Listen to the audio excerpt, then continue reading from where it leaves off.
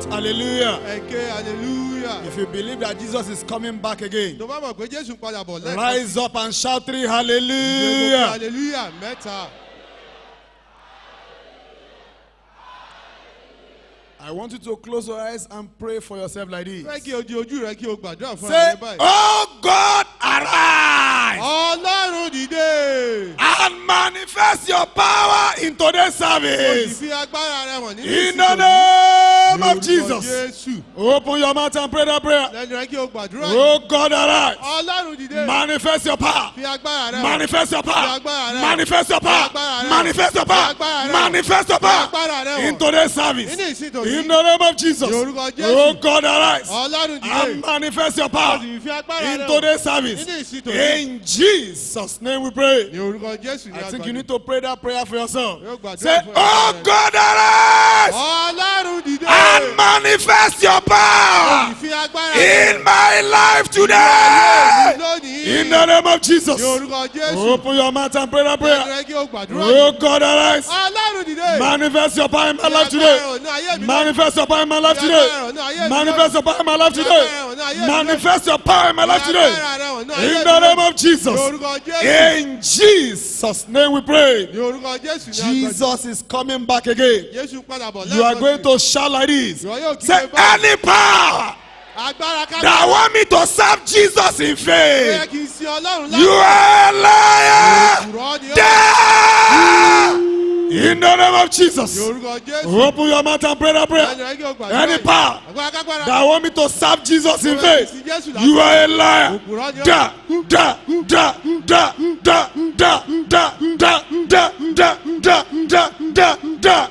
In Jesus' name we pray. Ní orúkọ Say, Jésù ní agbára. powers Ṣé àwọn agbára. that want me to come to church Lọ́wọ́ kí n wá sílé ìjọsìn. and end in hellfire, Kì í sì parí sọ̀rọ̀ àpò. you are a liar. Òpùrọ́ ni ó. Die! In the name of Ní Jesus. orúkọ Jésù. Open your mouth and pray that Lẹ́nu prayer. rẹ kí o gbàdúrà yìí. Any power, Agbára kágbára. powers in my life, in my foundation, Ní ìpìlẹ̀ ibi. around my life, Ní àyíká that rẹ. want me to come to church Lọ́wọ́ kí n wá sílé and ìjọsìn. end in hellfire, you are a liar. Òpùrọ́ ni ó. Da, da, da, da, da, da, da, da, da, da, da, da, da, da, da. Command the power to die. Pàṣẹ fún agbára. Command the power to die. Pàṣẹ agbára. Command the power to die. Pàṣẹ agbára kí ó kú. In Jesus' name we pray. Ní orúkọ Jésù ní Say, agbára. ticket of hellfire in my Ìwé pocket. ìrìnàjò ọ̀run àpáàdì ní àpò. Shout it louder. Ìwé rẹ̀ lóhùn rárá. Catch fire. Ní In the name of Jesus. orúkọ Jésù. Ticket of hellfire Ìwé ìrìnàjò in my pocket. lọ́rùn àpáàdì ní àpò. Catch fire. Gbiná dànù. Catch fire. Gbiná dànù.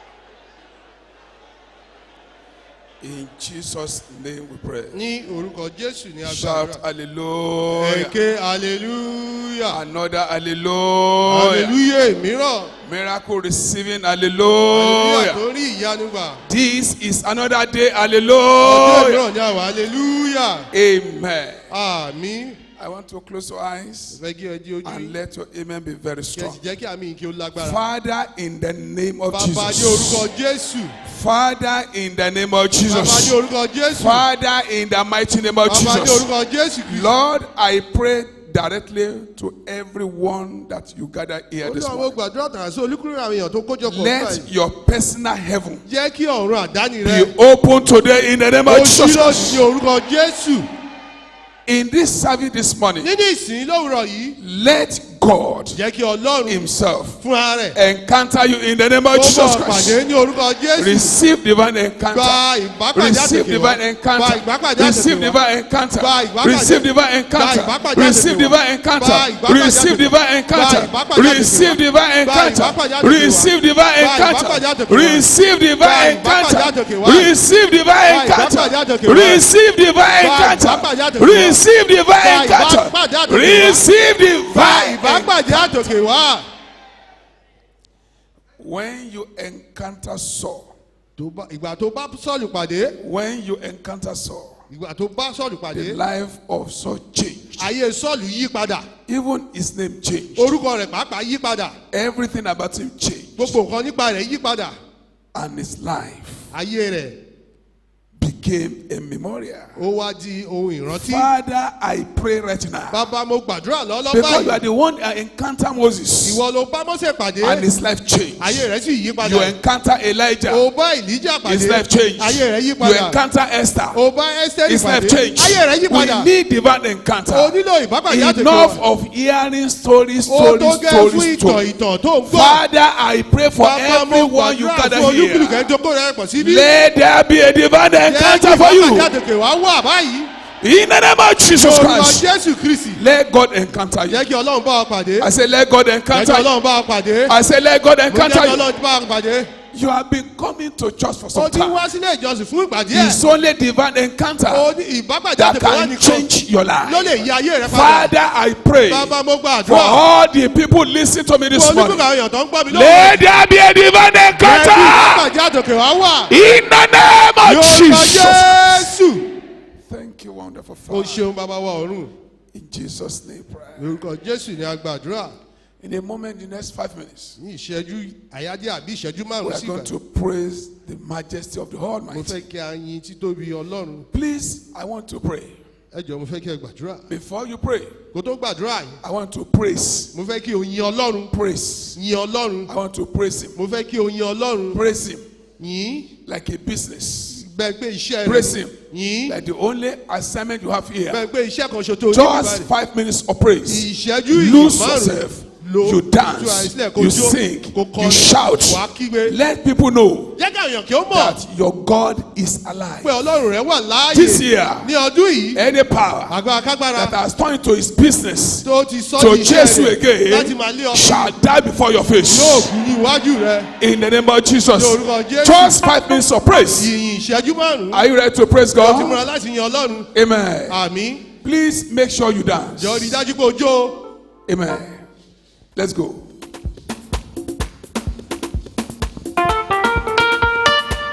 Your hands together.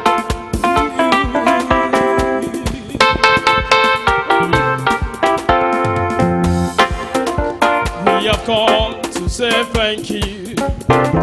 We have come to say thank you. We have come to say thank you for everything you've done for us. We have come to say thank you. We have come to say thank you. We have come to say thank you for everything you've done for us. We have come to say thank you. We have come to say thank you. We have come to say thank you for everything you've done. Ọlọ́run tó tóbi, Ọlọ́run bàbá àgbà, Ọlọ́run tó tóbi, Ọlọ́run bàbá àgbà. Ayé ò gbà mọ́ o, ó fọ̀run ṣe ibùgbé. Ọ̀run ò gbà mọ́ o, ó fàyè ṣàkóso ìtìsẹ̀. Ọlọ́run tó tóbi, Ọlọ́run bàbá àgbà, Ọlọ́run tó tóbi, Ọlọ́run bàbá àgbà,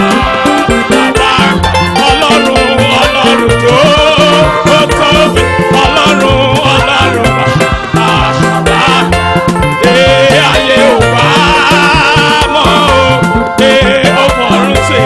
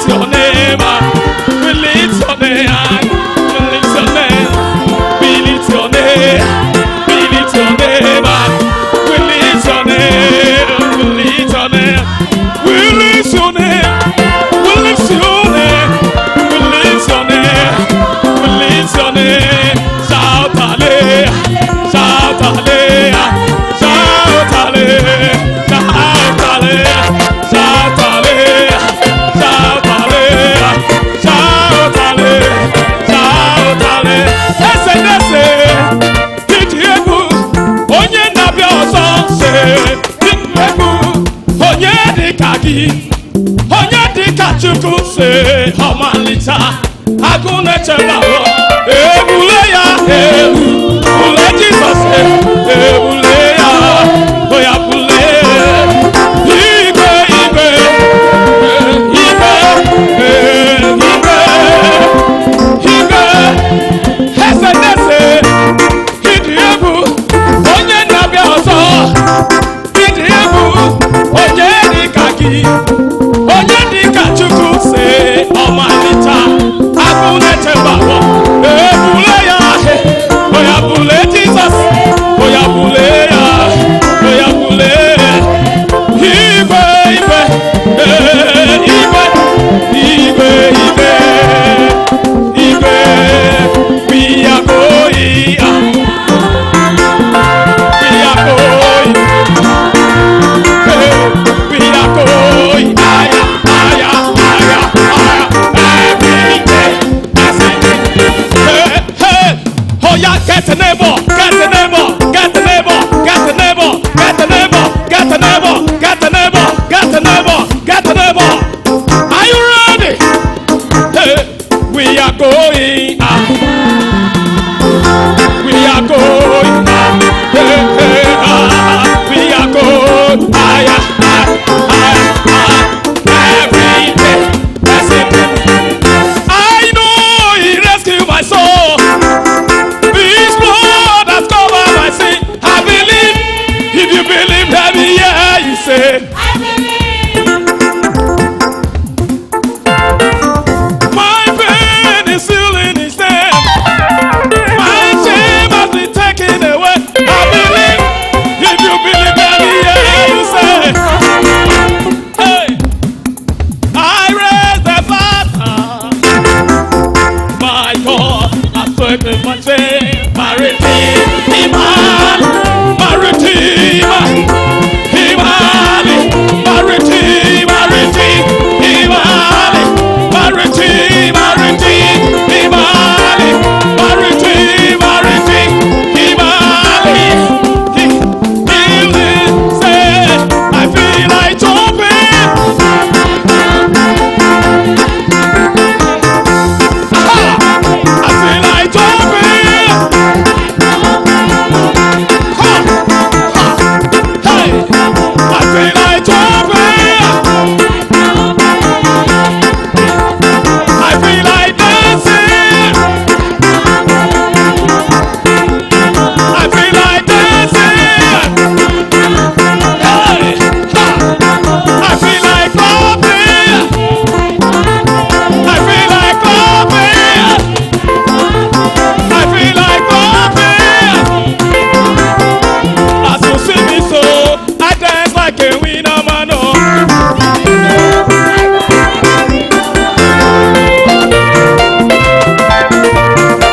Anytime I dance like a winner man. Oh. Who are the finances? Jehovah, Jehovah,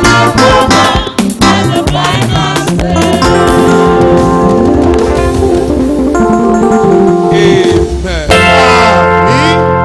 Amen. Àmín. Amen. Àmín. Hear what the word of God says Gbọ́ nǹkan tí ọ̀rọ̀ Ọlọ́run sọ before we go into our 7 dominion prayers. ká tó lọ sínú àdúrà láti jọba méje yìí. The psalmist said, Ìwé Dáfídì wípé, be merciful unto me, ṣàánú fún mi, O God, Ọlọ́run, for man will swallow me up. nítorí tí ènìyàn fẹ́ gbé mi mì. He fighting daily oppresseth Ó ń me. bá mi jà lójoojúmọ́, àní Every ó ní mi day, lára every day. ojoojúmọ́. Any power that will fight you every day Agbára tó ń bá ọjà ní ojoojúmọ́. shall die today in the name of Yóò Jesus. kú lónìí ní orúkọ Jésù. My enemies Àwọn ọ̀tá mi, will daily swallow me up, wọ́n fẹ́ gbé mi mì for lójoojúmọ́. they be many that fight against Nítorí me. àwọn tí ń fi ìgbéraga bá mi jà pọ̀. O thou most high. Ìwọ ẹni gíga. It is psalmist that is praying Àwọn oní Dáfídì ló ń gbàdúrà in Psalm 56. ní ìwé orin Dáfídì orí ìkẹrìndínlọ́gọ́ta. What time am I afraid? Nígbà tí ẹ̀rù bá bá mi, I will trust in thee. èmi ò gbẹ́kẹ̀lé ọ. In God, nígbà I will praise His nígbà tí word èmi ó máa yin in ọ̀rọ̀ God. rẹ̀ Ọlọ́run. I have put my èmi trust. ó gbẹ́kẹ̀ mi lé. I will not fear èmi kì yóò what bẹ̀rù flesh kí ni ẹran ara can do lè ṣe unto me. sí mi. Look at what Psalmist says. wò kàn tí orin Dáfídì sọ. When time I'm afraid, wọ́n kó ara wọn jọ.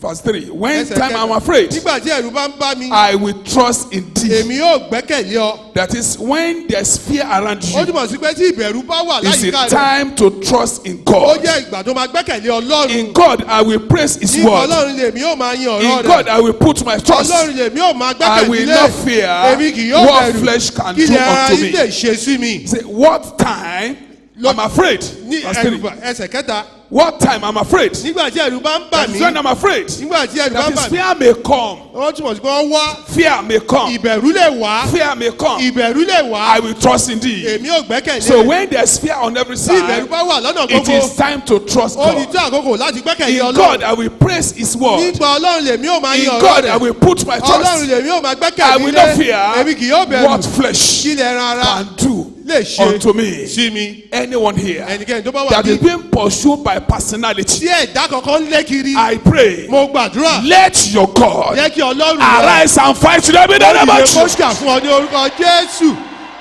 You are going to pray the first dominion prayer. a ó like this. gbàdúrà àkọ́kọ́ láti jọ wá. Say, oh Lord, my Father. Ọlọ́run bàbá mi. People of God, you can do better than ẹ̀yin Ọlọ́run lè ṣe that. jára jọ eléyìí lọ.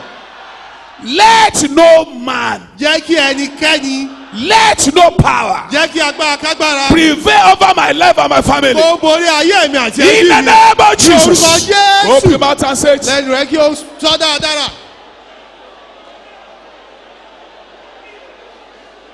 Yes, yes, yes, yes, yes, yes, yes. bẹ́ẹ̀ni bẹ́ẹ̀ni bẹ́ẹ̀ni bẹ́ẹ̀ni bẹ́ẹ̀ni. Say it out, say it out, say it out, say sọ it out. jáde sọ jáde sọ jáde sọ jáde. Amen. àmín Amen. àmín. Maybe you don't understand what we are talking about. bóyá nǹkan tí mo sọ yé yín. Satan Sátánì does not attack us as itself. kò ń dojúkọ wá gẹ́gẹ́ bí ara rẹ̀. Is that through somebody or something? bóyá nípasẹ̀ nǹkan kan àbí nípasẹ̀ èèyàn kan. Not directly. kò ń ṣe pé ó máa dojúkọ ọ́ tààrà.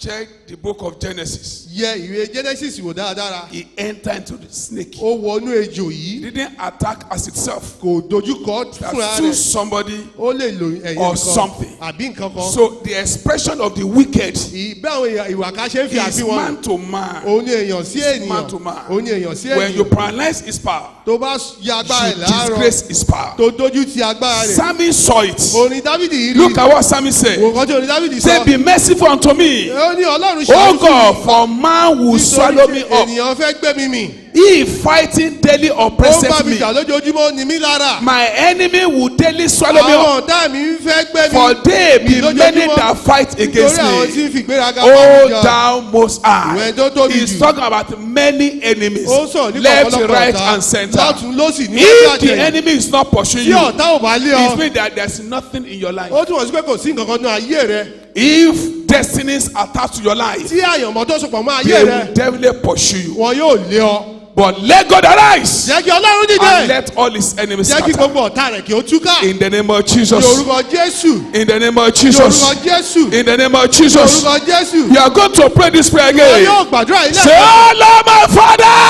Ọlọ́run bàbá mi. let no má man, yẹ jẹ́ kí ẹnikẹ́ni. let no power jẹ́ kí agbára kankan. prevail over my ó life borí lórí ayé and mi. my family. ẹbí mi. In the name of Jesus. orúkọ Jésù. Open your mouth and say this lẹ́nu rẹ̀ kí prayer. o sọ. Let no man prevail. jẹ́ kí ẹnikẹ́ni kí ó borí. Let no man prevail. má ṣe jẹ́ kí ẹnikẹ́ni kí ó borí. Let no man prevail. má ṣe jẹ́ kí ẹnikẹ́ni kí ó borí. Let no man má prevail. ṣe jẹ́ kí ẹnikẹ́ni kí ó Is that borí. the best way you are going to pray lọ́dọ̀ this tó dáa prayer? tó máa gbàdúrà yìí rèé. This is another year. ọdún èmíràn rèé. Let no man má ṣe prevail. jẹ́ kí ẹnikẹ́ni kí ó borí mi. Amen. àmín. So shall it be in the name of bẹ́ẹ̀ ni ó Jesus. sì ní orúkọ Jésù. You take the second one like this. wọ́n yóò gbé ìkejì báyìí. Say every poison of serpents. gbogbo májèlé ejò.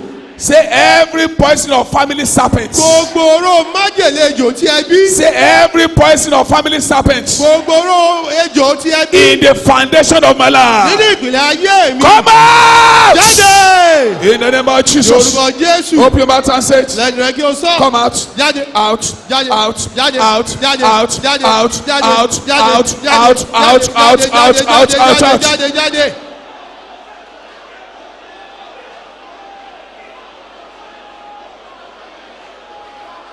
Amen. Àmín. I believe you are praying this dominion prayer. Mo gbàgbọ́ pé òun gbàdúrà. Say láti wicked personality, àwọn ẹ̀dá ìkà. wicked mind. Ọkàn ìkà. Say wicked personality, Tí ẹ̀dá ìkà. wicked mind, Ọkàn ìkà. attacking my destiny Ló ń dojúkọ àyànmọ́ mi. through evil words. Nípa ọ̀rọ̀ ibi.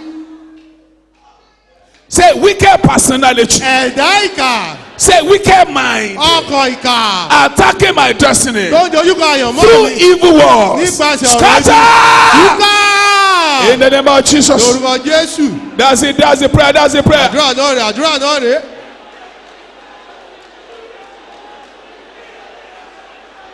Say your prayer. Say your prayer. Say your Àdúrà rẹ prayer. sọ àdúrà rẹ sọ àdúrà rẹ.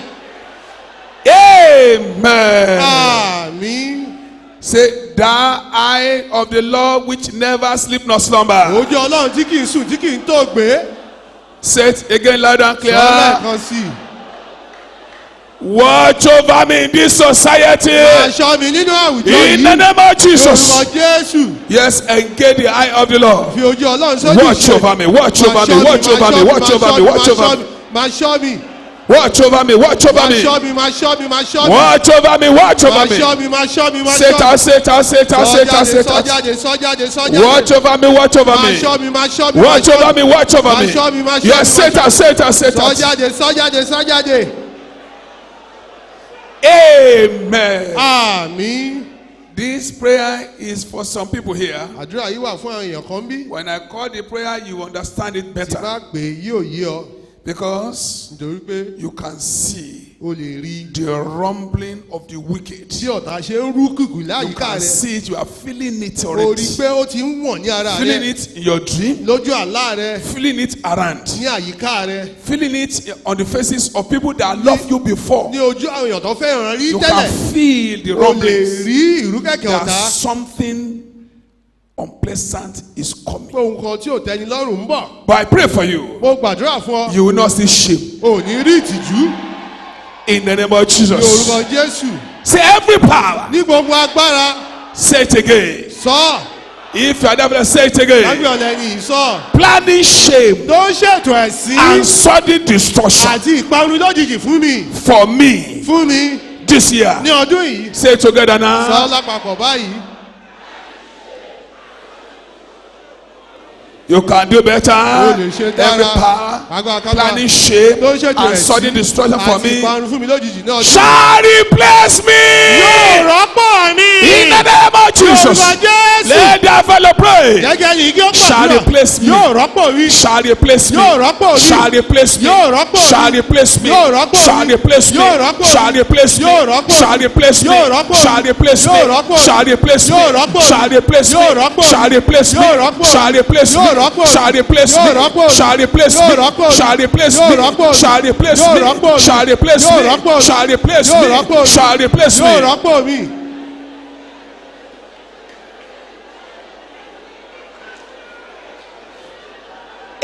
Amen. Àmín. Say power. Àwọn agbára. Stubbornly pursue Tó me borí kúkú lé mi. day and Lọ́sàn-án night. àti lóru. Are you not tired? Kò ń sún ọ ní. Mazeka pursue na reka Ríkà pa. kókó ṣe tèrè. Aha, aha, aha, Bẹ́ẹ̀ni aha. bẹ́ẹ̀ni bẹ́ẹ̀ni bẹ́ẹ̀ni. That is it. That is it. That is it. That is it. That is it. Ó nìyẹn. Your stubborn pursuer. Alẹ́ ni olórí kúkú rẹ Your yìí. stubborn pursuer Alẹ́ ni olórí kúkú rẹ yìí. must be disgraced today. Òun láti gba ìjìjú lónìí. Thank you, Jesus. O ṣeun Jésù. Thank you, Jesus. O ṣeun Thank you, Jésù. Jesus. O ṣeun Thank you, Jésù. Jesus. O ṣeun Say it out, say it out, say it out, say Sọ́jáde it out. sọ́jáde sọ́jáde. Amen. Àmín. You pray the last dominion prayer. Ìwọ like yóò this. gbàdúrà láti jọba èyí tó gbẹ̀yìn Don't báyìí. forget, we promised ourselves that this year, Ẹ má gbàgbé pé a ṣèlérí fún ara pé ní ọdún that yìí. favor will forcefully follow you. Ojú rere yóò tẹ̀lé ọ pẹ̀lú ipasẹ̀. Favor Ojú forcefully. rere yóò fipá It's tẹ̀lé ọ. an entity you can call it to be. Ó jẹ́ ẹ̀dá tí o lè pè wá kó máa And it ṣẹlẹ̀. has been established that favor is a universal currency. A ti fi múlẹ̀ pé ojú rere jẹ́ It gbogbo can owó be tá a spent lọ́nà àpẹẹrẹ. anywhere in the A world. lè ná káàkiri When àgbáyé. you find favor, you find everything. Tó bá rí ojú rere. Say wàá rí favor! ní ojú rere. Is that the best way you are going to call Kọ́lẹ̀ favor? tó dára tó máa gbójú rere. Remember the way you call favor last Sunday? Rántí bó ṣe pé ojú rere ní ọ̀sẹ̀ tó kọjá. Call him like an entity. Say Bí favor! èèyàn kan àbí ẹ̀dá kan. Favor! Ojú rere. Favor! Ojú rere. Arise! Ìdè. And journey with me in 2020. Mo sì bá mi ìrìnàjò ní ọdún Say 2020. Ní favor! ojú rere. Favor!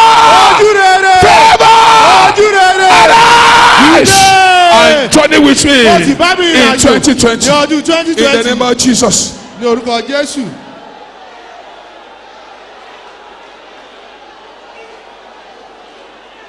Yes, yes, yes, yes, yes, yes, Bẹ́ẹ̀ni yes. bẹ́ẹ̀ni bẹ́ẹ̀ni bẹ́ẹ̀ni bẹ́ẹ̀ni bẹ́ẹ̀ni bẹ́ẹ̀ni. Yes, yes, yes, yes, yes, yes, yes. Bẹ́ẹ̀ni bẹ́ẹ̀ni bẹ́ẹ̀ni bẹ́ẹ̀ni bẹ́ẹ̀ni. Thank you, Jesus. Thank you, O ṣeun Jesus. Thank you, Jésù, o ṣeun Jesus. Jésù, o ṣeun Jésù. Thank you, O Jesus. ṣeun Jésù. Amen. Amen. It is done. Ó ti ṣe é ṣe. God bless you. You can take your seat. Kọ́nà kó bùkún yẹn Put your hand jókòó. together for Ẹ Jesus, pàtẹ́wọ́ fún the Jésù. King of Kings, the Lord of Lords, Ọba àwọn ọba olúwa àwọn olúwa. ever living Father, ever Bàbá tó faithful wà God. láàyè ẹ̀ tó jẹ́ olódodo. Thank you, O Father. ṣeun bàbá. Amen. Àmín. Amen. Àmín. The prayer you just said Àdúrà àti ẹ̀ṣẹ̀ ìgbàtán yìí before the end of this day, kí ọjọ́ ìní tó parí. you will see the trace Ẹ rí àpẹẹrẹ rẹ̀. and you give testimony. Ẹ sì jẹ́rìí. In the name of the Father, Ní orúkọ Ọlọ́run bàbá. of the Son, and the Ti Holy Spirit. ọmọ àti ti ẹ̀mí mọ́. Turn your Bible with me to the book of Proverbs. Proverbs chapter 30. Ẹ ṣí bẹ́ẹ̀ yín pẹ̀lú mi sínú ìwé òwe orí ọgbọ̀n. I want to read two passages. Mo fẹ́ ka ìṣẹ̀ méjì mẹ́ẹ̀. From there, we are going to pick our topic. Ibẹ̀ ni a ó mú àkọ́rí ìwàásù wa. Proverbs chapter 30. Ìwé òwe orí ọgbọ̀n. I read from verse 11. Màá ka láti ẹsẹ̀ kọkànlá. Proverbs chapter 30, Ìwé òwe orí ọgbọ̀n. verse 11. Ẹsẹ̀ kọkànlá. There is a generation Ìran kan wà that curseth their father. tí ń fi bàbá rẹ̀ bú. That is deep. Very deep. Ó jinlẹ̀ gidi gan. There is a generation Ìran kan wà that curseth their father tí ó ń fi bàbá rẹ̀ bú. and does not bless their Tí mother. kò sì súre fún ìyá rẹ̀. There is a generation Ìran kan wà that are pure in their own eyes, tí ó mọ́lé ojú ara rẹ̀. and yet is not washed Ṣùgbọ́n a kò tí from a their kò tí wẹ́lù filthiness. kúrò nínú èérí rẹ̀. There's a generation. Ìran kan wà. Oh, how lofty are their eyes, Yé ojú rẹ̀ ti and their gbéga high tó lid are lifted up. ìpẹ́ńpẹ́jú rẹ̀ sì gbé sókè. There's a generation Ìran kan wà. whose teeth are as swords, Eyín ẹni tí ó dàbí idà. and their jaw teeth as Èrìgì knives, rẹ̀ dàbí ọ̀bẹ to devour the poor láti jẹ tálákà from run all the earth, kúrò lórí ilẹ̀. and the needy from among Láti àwọn men. aláìní kúrò nínú àwọn There ènìyàn. is a generation. Ìran kan wà.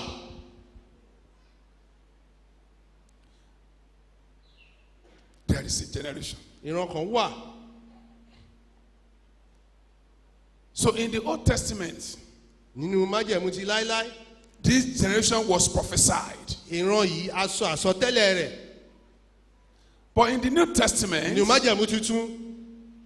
the apostle of Jesus saw it, Àwọn àpọ́sítélì Jésù wọ́n rí i. and they give credence to that thing, that prophecy that he said. Wọ́n sì pe àgbèjúwe ohun tí wòlíì tó ti sọ ní Now májẹ̀mú ti look láíláí at yẹn Acts sọ. chapter 2. Wo ìṣe àwọn àpọ́sítélì orí ìkejì. We are talking about that generation. À ń sọ̀rọ̀ nípa ìran kan yìí. Acts chapter 2. Ìṣe àwọn àpọ́sítélì orí ìkejì. Look at it from verse 38. Wò ó láti ẹsẹ̀ kejìdínlọ́gbọ̀n. Don't forget when the day of Pentecost was fully come. Nígbà tí ọjọ́ Pentecost sì dé, The power of God came upon the disciples, agbára Ọlọ́run bà lé àwọn ọmọ ẹ̀yìn Jésù. and the Spirit of God sat on each and every one of Ẹ̀mí them, Ọlọ́run sì bà lé olúkúlùkù wọn. and they spoke in tongues Wọ́n sì fèdè fọ̀. And it became a problem to people that listened to them. ó wá di ìṣòro fún àwọn tó ń fetí sílẹ̀ tó ń gbọ́ wọn. Serious pandemonium. ó They jẹ́ could not ìlú kẹ̀kẹ́ understand káàkiri wọn kò yé wọn. when the power came. nígbà tí agbára yìí dé. The first time the power of God came upon people and lived with them. ìgbà àkọ́kọ́ tí agbára Ọlọ́run I pray for anyone that care to say mo amen. gbàdúrà fún olùkọ́ ẹni tó mí kàn Because láti all sọ you yìí. need as a Christian is the power of the Holy ohun tí Spirit. o nílò gẹ́gẹ́ bí kìrìsìtẹ́nì ní agbára ẹ̀mí Let the Spirit of God enter into you in the name of Ọlọ́run wọnú rẹ Jesus. báyìí ní orúkọ Jésù. So they saw wọ́n rí the manifestation of the power of God. ìfarahàn agbára Ọlọ́run. The disciples, they were speaking in tongues. àwọn ọmọ ẹ̀yìn Jésù wọ́n ń They fèdè could fọ̀. not understand. They could not come out from kò lè it. yé wọn ohun tí ó ń ṣẹlẹ̀.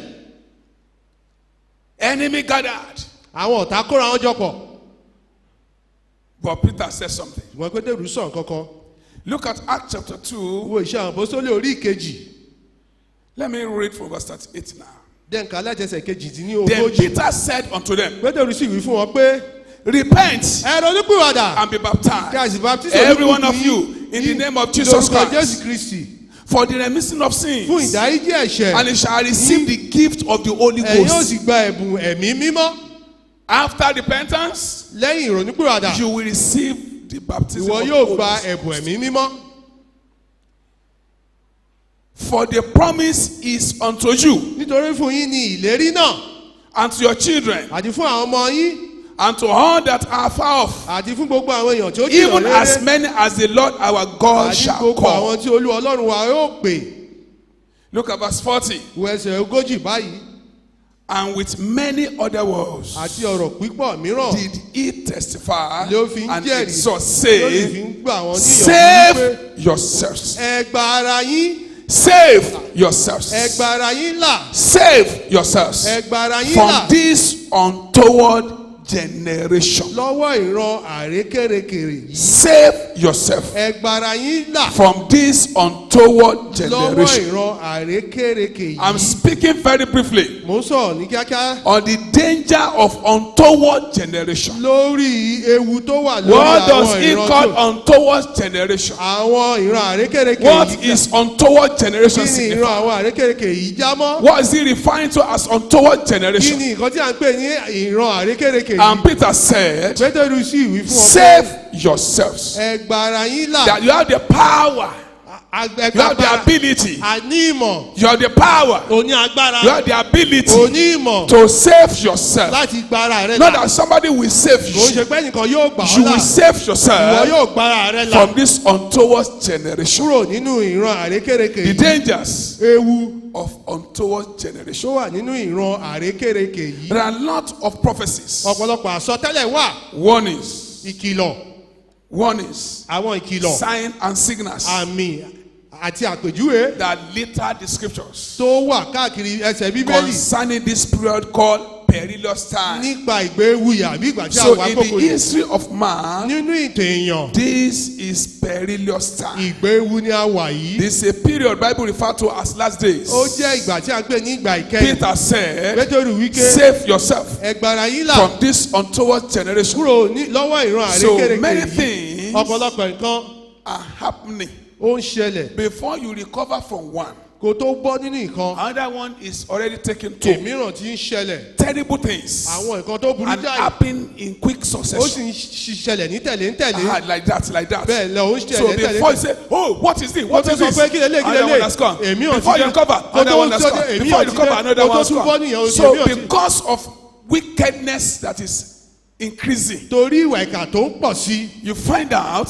wàá rí i pé that evil news, wicked news, ìròyìn bí satanic ìròyìn news àwọn ìròyìn is sátánì bitter everywhere. ó wà káàkiri Before you hear one, kó tó gbọ́ èèyàn kan before you recover, another one kó is tó coming. bọ́nú yẹn èmi They ò ti are- they ṣẹlẹ̀ are everywhere. káàkiri And that káàkiri is what they refer to as untoward generation. òun ni à ń pè ní ìran àrékérekè yìí. Let's look at it again. ẹ jẹ́ àwò lẹ́ǹkan sí. When I say peril or danger, bíbélì sọ pé ewu danger, peril, Ewu. threat, risk is the same.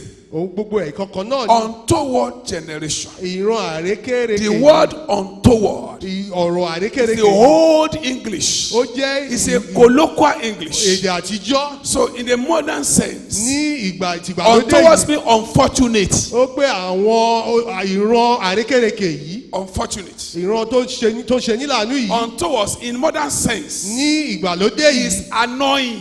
ó jẹ́ nǹkan tó ń Now bí the question tó ń bí nínú is, what is ìbéèrè happening around? Is it not kí annoying? nǹkan tó ń ṣẹlẹ̀ ṣé kò bí It's ọ̀nú annoying generation. ó jẹ́ ìran tó ń bí ọ̀nú Untoward means unpleasant unpleasant, èyí tí ò tẹ́ni lọ́rùn inconvenient, èyí tí kò mú ìrọ̀rùn wá troublesome, ó tó jẹ́ wàhálà awkward, tó jẹ́ nǹkan tó burú or jáì you call it problematic, àbí ìṣòro or indecent generation, àbí ìran tí ò ní ìfọ̀kànbalẹ̀ yìí unbecoming generation, àbí ìran tó kàn tí ò ní ìfọ̀kànbalẹ̀ rárá. unsimilate generation. ìran tó yẹ kó ti That dojú is rì the generation we find eléyìí ní ourselves. ìran tí a bá ara wa báyìí That is the generation we find eléyìí ourselves. ní ìran tí a bá ara wa yìí So it is conveniently say, ó ní ìrọ̀rùn láti sọ I pé can conveniently say mo lè sọ báyìí pé that the danger of unpleasant or annoying generation ewu tó wà nínú ìran àrékérekè àbí There are ìran many tí ò ní things. tẹ́lọ́rùn ọ̀pọ̀lọpọ̀ kan wà that are out of order tí ò tiẹ̀ bójú mu rárá in this our generation. nínú ìran tí a wà nínú And that rẹ̀ is why Proverbs said torí ẹ̀ ní ìwé òwe ṣe wí there is a generation wípé ìran that kan wà cursed their father. tó fi bàbá rẹ̀ There is a bú generation ìran kan that wà does not bless their mother. tí kò bùkún fún ìyá rẹ̀ Generation.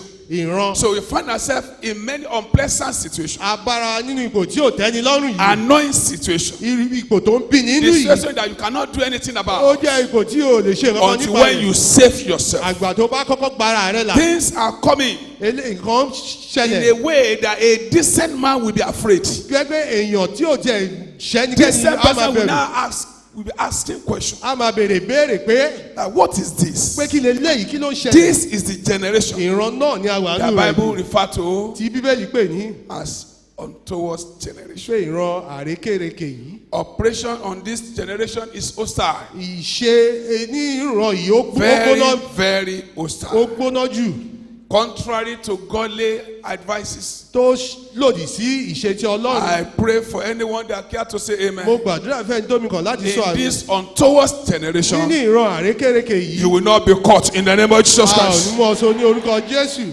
Why this generation is referred to untoward generation? a ṣe ń pè ìran yìí ní ìran àrékérekè Untoward generation. ìran àrékérekè If Peter referred to it as untoward generation then, tí Pétérù bá pè ní ìran àrékérekè ní ọjọ́ wọn ni so how are we going to describe it now? báwo ni a ṣe àpèjúwe rẹ̀ báyìí Why is it that they refer to this generation as untoward generation? ìdí tí wọ́n ṣe ń pè ìran yìí ní ìran àrékérekè rí Number one, àkọ́kọ́ the old landmark ìṣẹ̀lẹ̀ àtijọ́ has grossly vandalized. wọ́n ti mú kúrò lórí ilẹ̀ Morality is eroded. ìṣekúṣe ló wá borí rẹ̀ Morality, not immorality. Morality, good one. ohun èyí tó dára ló ti borí rẹ̀ Moral. ìwà Morality tó dára is completely eroded. ó ti kúrò lórí ilẹ̀ Completely eroded. ó ti kúrò lórí ilẹ̀ I mean the order of things. àwọn bí nǹkan ṣe wà I remember when we were in primary school or so, mo rántí ìgbà tí a wà ní iléèwé alákọ̀ọ́bẹ̀rẹ̀ there's a subject we call moral instruction. ó ní If you ẹ̀kọ́ still kan tí a máa remember ń pè moral ní instruction here, tó máa ń jẹ́ pé bá ṣe ń kọ́ni ní bá ṣe máa gbé Moral ìgbésí ayé Moral wa instruction. ìgbésí ayé wa moral instruction. báyé máa gbé ìgbésí ayé So wa where is moral instruction níbo again? ni ẹ̀kọ́ yìí wà báyìí You can't see it again. ẹ lè rí mọ́ Bible says bẹ́ẹ̀ sọ pé there is a generation ìran kan wà that cursed their father. tó ń gégùn fún bàbá There's a rẹ̀ generation Ìran kan that wà does not bless their tí kò mother. bùkún ìyá rẹ̀. This is the eléyìí generation ni ìran náà the New Testament refer to májèmú untoward tuntun pé ní generation. ìran àrékérekè Why this generation is referred to untoward generation? àṣepé ìran yìí ní ìran àrékérekè Because of many indecent approaches to life. torí pé ọ̀nà àìbójúmu tí a fi ń gbé ìgbésí ayé wa Unholy lifestyle. ìgbésí ayé tí ò ń ṣe ìgbésí ayé Lack ìwà of mímọ́ order. àìní ìlànà tó tọ́ Highly dysfunctional. tó jẹ́ pé gbogbo ẹ̀ ti fẹ́ dojúrú Everywhere is lopsided. gbogbo rẹ̀ ti dojúrú Awkwardness ó jẹ́ nǹkan of àjòjì man behavior. àbí ìwà It búburú is time ó ti tó you àkókò see what they call beastly lifestyle. tí à ń pè ní ìgbésí ayé Beastly, beast ẹranko. ibi ìgbésí ayé ẹranko See, ìgbẹ́ beastly lifestyle ìgbésí ayé ẹranko ni in wọ́n the gbé society of men. nínú àwùjọ èèyàn They refer to it as untoward à ń pè generation. ní ìran àrékérekè Troublesome and turbulent generation. ìṣòro ìwàhálà káàkiri Hostile and unloving society ilé kankan àwùjọ tí ò fẹ́ tí ò ní where ìfẹ́ we find ibi tí a ourselves. ti bá ara wa I remember about 17 years ago. mo rántí ọdún mẹ́tàdínlógún 17 years sẹ́yìn ago. ọdún In a mẹ́tàdínlógún particular school in Southwest. iléèwé kan wà ní One ìlà higher oòrùn school. There used to be a young boy ọ̀dọ́mọkùnrin kan wà nílé in ìwé a class of 35. ní ibi tó ti ilé This akẹ́kọ̀ọ́. young man is highly intelligent, was highly intelligent. ọ̀dọ́mọkùnrin yìí ó ní ọpọlọ pípé. So if this guy is reading his notes, tó bá ń ka ìwé rẹ̀. he will get another note beside himself. a tún mú ìwé mi By the time he sẹ́gbẹ̀ẹ́. finishes reading that note, tó bá ṣe parí kíka new ìwé one is already on ground. eléyìí náà Because tuntun as ti he's bẹ̀rẹ̀. reading, Torí bó ṣe ń everything kà. magnetized to his gbogbo brain. rẹ̀ ó ń wọ ọpọlọ rẹ̀ lọ. Ask him any question anywhere. béèrè kankan lọ́wọ́ He rẹ̀. get the question even more than the teacher that taught it. á mọ̀jú olùkọ́ tó So kọ́ lọ. anytime the guy is coming to school, people begin to ìgbàkigbà clap. tí ẹni bá bọ̀ nílé ẹ̀kọ́ àwọn èèyàn máa Everybody pàjọ. respect the brain. gbogbo àwọn èèyàn lọ́pọ̀ But fún Bible says ọpọlọ there's a rẹ̀. generation that hated righteousness. ṣùgbọ́n ìran kan wà tó kórìíra So ìṣòdodo. in his class of 35, ní ilé ẹ̀kọ́ níbi àwọn About 2 akẹ́kọ̀ọ́ or bíi 3 boys márùn-ún here. ọkùnrin mẹ́ta ń bẹ̀. wicked boys, àwọn ọkùnrin ìka. they hate this boy with perfect hatred. wọ́n kórìíra ọ̀dọ́mọkùnrin pẹ̀lú They ìkórìíra tó hated bí him jà. with passion. wọ́n kórìíra rẹ̀ gidi On gan. that fateful day, ní ọjọ́ yìí they kidnapped the boy. wọ́n jí ọmọ On yìí their own. ní ọ̀nà tí The wọ́n. same student, the same class. ọmọ akẹ́kọ̀ọ́ kan 3 náà ní boys yàrá kan kidnapped, they náà. carried àwọn him. mẹ́ta wọ́n jí gbé. They wọ́n carried gbé him far inside the forest. wọ́n gbé lọ sínú agijù. They brought out, there's a knife they call okapi or so. Yes, a wọ́n knife, small knife. pè ní ọ̀kápì You know ọ̀bẹ it? tí wọ́n máa ń yọ. You know it. The one the scouts use then. èyí tí wọ́n máa ń lò tọkàn máa ń yọ sókè I don't know báyìí. whether there's scouts again. mi mọ̀ bóyá There's wọn small knife like that you can cover. ẹ lè God ṣí bless báyìí you. ẹ ṣí. Thank you, Jesus. ṣeun jésù. So they remove it out wọ́n wá yọ jáde. and they gouge out his 2 eyes. wọ́n wá yọ ojú rẹ̀ méjèèjì bọ́. They now said, wọ́n wá sọ we wípé want to see a fẹ́ rí what will become your brain. ohun tí ọpọlọ rẹ̀ Now yóò dà you don't have ìgbà eyes. tó o bá ní ojú mọ́. And that is how they finish that destiny. bí wọ́n ṣe pa àyànmọ́ irun rèé. This is the generation. ìran yìí náà rèé. There are people hate man with perfect tí àwọn hatred. èèyàn máa kórìíra èèyàn pẹ̀lú That ìkórìíra when tó you are bí jù. walking as if you fall down and die. báwọn máa fẹ́ bẹ́ẹ̀ pé bó ṣe ń lọ I bẹ́ẹ̀ pé bó ṣe pray ń for lọ. you. mo gbàdúrà fún ọ. Any power or agbára personality kágbára àbí ẹ̀dákẹ́dá that is following you for evil tó ń tẹ̀lé ọ fún shall replace you in the name of yóò Jesus Christ. rọ́pò rẹ ní orúkọ jésù. That is why you need power of God that is in you. torí ẹ̀ ló ṣe nílò agbára ọlọ́run kó wà nínú rẹ. You need your own power. o nílò agbára titi rẹ. You need to be holy. òun láti jẹ́ ní ìwà You mímọ́. need to follow òun láti righteousness. máa tẹ̀lé ìṣe You ìwà need mímọ́. residual power. òun ní agbára Because àgbẹ̀kiri. this generation is hostile ìran tá a wà nínú àwọn to gbóná the jọjọ colorful destiny of people. sí àyànmọ́ tó rẹwà àwọn Why èèyàn. does he refer to this generation as a untoward? ṣe ń pe ìran yìí ní ìran There's àrékèrèké. increase in satanic activities every ìṣe day. sàtánì pọ̀ sí ní ojoojúmọ́. Increase of satanic activities ìṣe every day. sàtánì pọ̀ sí ní There's ojoojúmọ́. satanic worship everywhere. ìbọ̀ fún sàtánì wà I káàkiri. pray for you. mo gbàdúrà fún Your ọ. destiny will not be captured in the name of Jesus Christ. àyànmọ́ rẹ a ò ní gekù ní orúkọ There are jésù. many satanic bombardments ọ̀pọ̀lọpọ̀ ìṣe sàtánì wà of káàkiri. evil attack on ti people ìdojúkọ sàtánì káàkiri. every time, everywhere. ní ìgbà gbogbo níbikíbi. Why are they referring to this generation as kí ló untoward tó ṣe ń generation? pe ìran yìí ní ìran àrékèrèké yìí. Many so overwhelmed. Many people are so overwhelmed ọ̀pọ̀lọpọ̀ nìkan kan ti bò wọ́n mọ́lẹ̀ with evil arrow pẹ̀lú ọfà ibi. that they quietly surrender their back for the enemy to ride on. wọ́n wá ṣí ẹ̀yìn wọn lẹ̀ fún ọ̀tá kó máa gùn kiri. Why are they referring to this generation wọ́n as ṣe ń pe untoward ìran yìí generation? ní ìran àrékèrèké yìí. Safety has become essential commodity. ààbò ó ti di ohun tó jẹ ọ̀wọ́n Believe it gógó. or not, gbàgbọ́ this is the last Àdúgbò. days indeed. ìgbà ìkẹyìn ni a wà The báyìí. word of God ọ̀rọ̀ ọlọ́run for the remnant that left fún àwọn èèyàn tó kù. is to follow the path of o ní láti righteousness. tẹ̀lé ìlànà òdodo. Bible says, bẹ́ẹ̀ni sọ look at Romans chapter 9. wo ìwé róòmù orí kẹsàn-án. Romans chapter 9. ìwé róòmù orí kẹsàn-án. Look at Romans chapter wo 9, ìwé róòmù orí kẹsàn-án. verse 27. ẹsẹ̀ kẹtàdínlọ́gbọ̀n. Romans 9:27. ìwé róòmù orí kẹsàn-án ẹsẹ̀ kẹtàdínlọ́gbọ̀n. Isaiah also cried àìsáyà sì kígbe concerning Israel, nítorí Ísírẹ́lì pé though bí the number of the children of Israel be as the sand of the sea, iye àwọn ọmọ Ísírẹ́lì bá rí bí iyanrìn òkun, a remnant apá kan shall be saved. ìyàwó gbàlà. Look at it very well. ẹ wo dáadáa o. Isaiah also àìsáyà sì kígbe cried concerning Israel, kígbe nítorí Ísírẹ́lì pé though the number of the children of Israel bí be as àwọn the sand of the Ísírẹ́lì bá rí sea, bí iyanrìn òkun, a remnant apá kan shall be saved. ìyàwó gbàlà. What is he talking about? kí nìkan tí ó sọ̀rọ̀ nípa rẹ̀? It does not matter. kò ní ṣe Remnants apá kan yìí shall be saved. ni a ó gbàlà. You can be part of the remnants ó lè wà lára apá kan yìí that will see salvation of the tí Lord. yóò rí ìgbàlà Ọlọ́run. The disciple of Jesus, àwọn ọmọ ẹ̀yìn Jésù they had Jesus' question wọ́n béèrè béèrè lọ́wọ́ Jésù concerning the end time. nípa ìgbà ìkẹyìn. When you check the Bible very tó well, bá yẹ Bíbélì wò you dáadáa will be afraid ẹ̀rù á bà ọ́ of what the word says. nǹkan tí ọ̀rọ̀ yìí sọ. Look at it again in Matthew chapter 24. wo ìwé Mátì orí ìkẹrìnléní ogún. Matthew 24. ìwé Mátì orí ìkẹrìnléní They ogún. asked Jesus a good question. wọ́n béèrè béèrè tó dára lọ́wọ́ Look Jésù. at what Jesus wo said. nǹkan tí Jésù sọ. Look at Matthew chapter 24. wo ìwé Mátì orí ìkẹrìnléní I read ogún. from verse 3. màá kà á láti ẹsẹ̀ kẹta. And as he sat upon the Mount of Olives, Jésù jókòó lórí òkè the Ólífì. disciple came unto him privately, àwọn ọmọ saying, ẹ̀yìn tọ̀ wá ní ìkọ̀kọ̀ wípé Tell us, tell sọ us, fún tell wa us, sọ fún tell wa us. sọ fún wa. When shall these things be? nígbà wo ni nǹkan wọ̀nyí yóò ṣẹ? And what shall be the sign of thy kí ni coming yóò sì ṣe àmì wíwá rẹ̀ and of the end of the world? àti títí òpin ayé? They were afraid when they heard many things. ẹ̀rù bà wọ́n nígbà tí wọ́n gbọ́ ọ̀pọ̀lọpọ̀ nǹkan. Look at what Jesus ẹ said. wò nǹkan tí Jésù wí fún wọn. And Jesus answered and said Jésù unto sì them, dáhùn ó sì wí fún wọn pé please check your Bible. ẹ yẹ Bíbélì yín wò dáadáa. Check your Bible very ẹ yẹ well. Bíbélì yín wò dáadáa. Take it. ẹ kíyèsí ara. Take it means ẹ kíyèsí ara ó túmọ̀ sí pé be careful, ẹ máa ṣọ́ra gidi. beware. ẹ máa ṣọ́ra. Take it. ẹ kíyèsí ara. Take it. ẹ kíyèsí That ara. is, watch and pray. ẹ máa ṣọ́ra kẹsì Be máa ṣọ́nà. careful. ẹ ṣọ́ra. It's a one. Say, take ó it. jẹ́ ọ̀rọ̀ ìkìlọ̀ ẹ ṣọ́ra. Beware ẹ kíyèsí ara. that no man deceive kí you. ẹnikẹ́ni kí ó má ṣe tàn yín jẹ.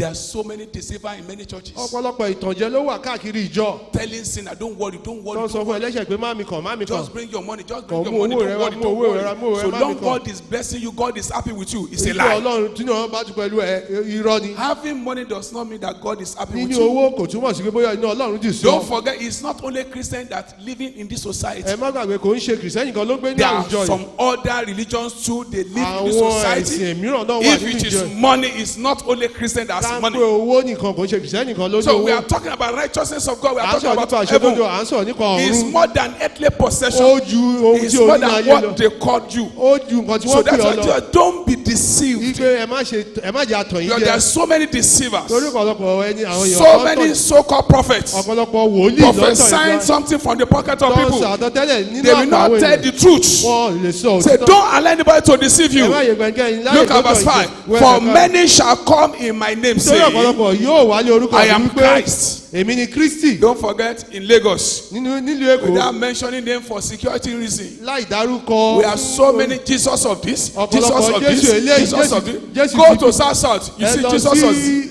Go to the àríwá North, you ẹ see lọ sí Jesus of gúúsù this. ẹ rí Jésù eléyìí. So we have them in our society. a ní wọn nínú àwùjọ wa. Some people say they will never die. àwọn kan ní wọn ò ní kú.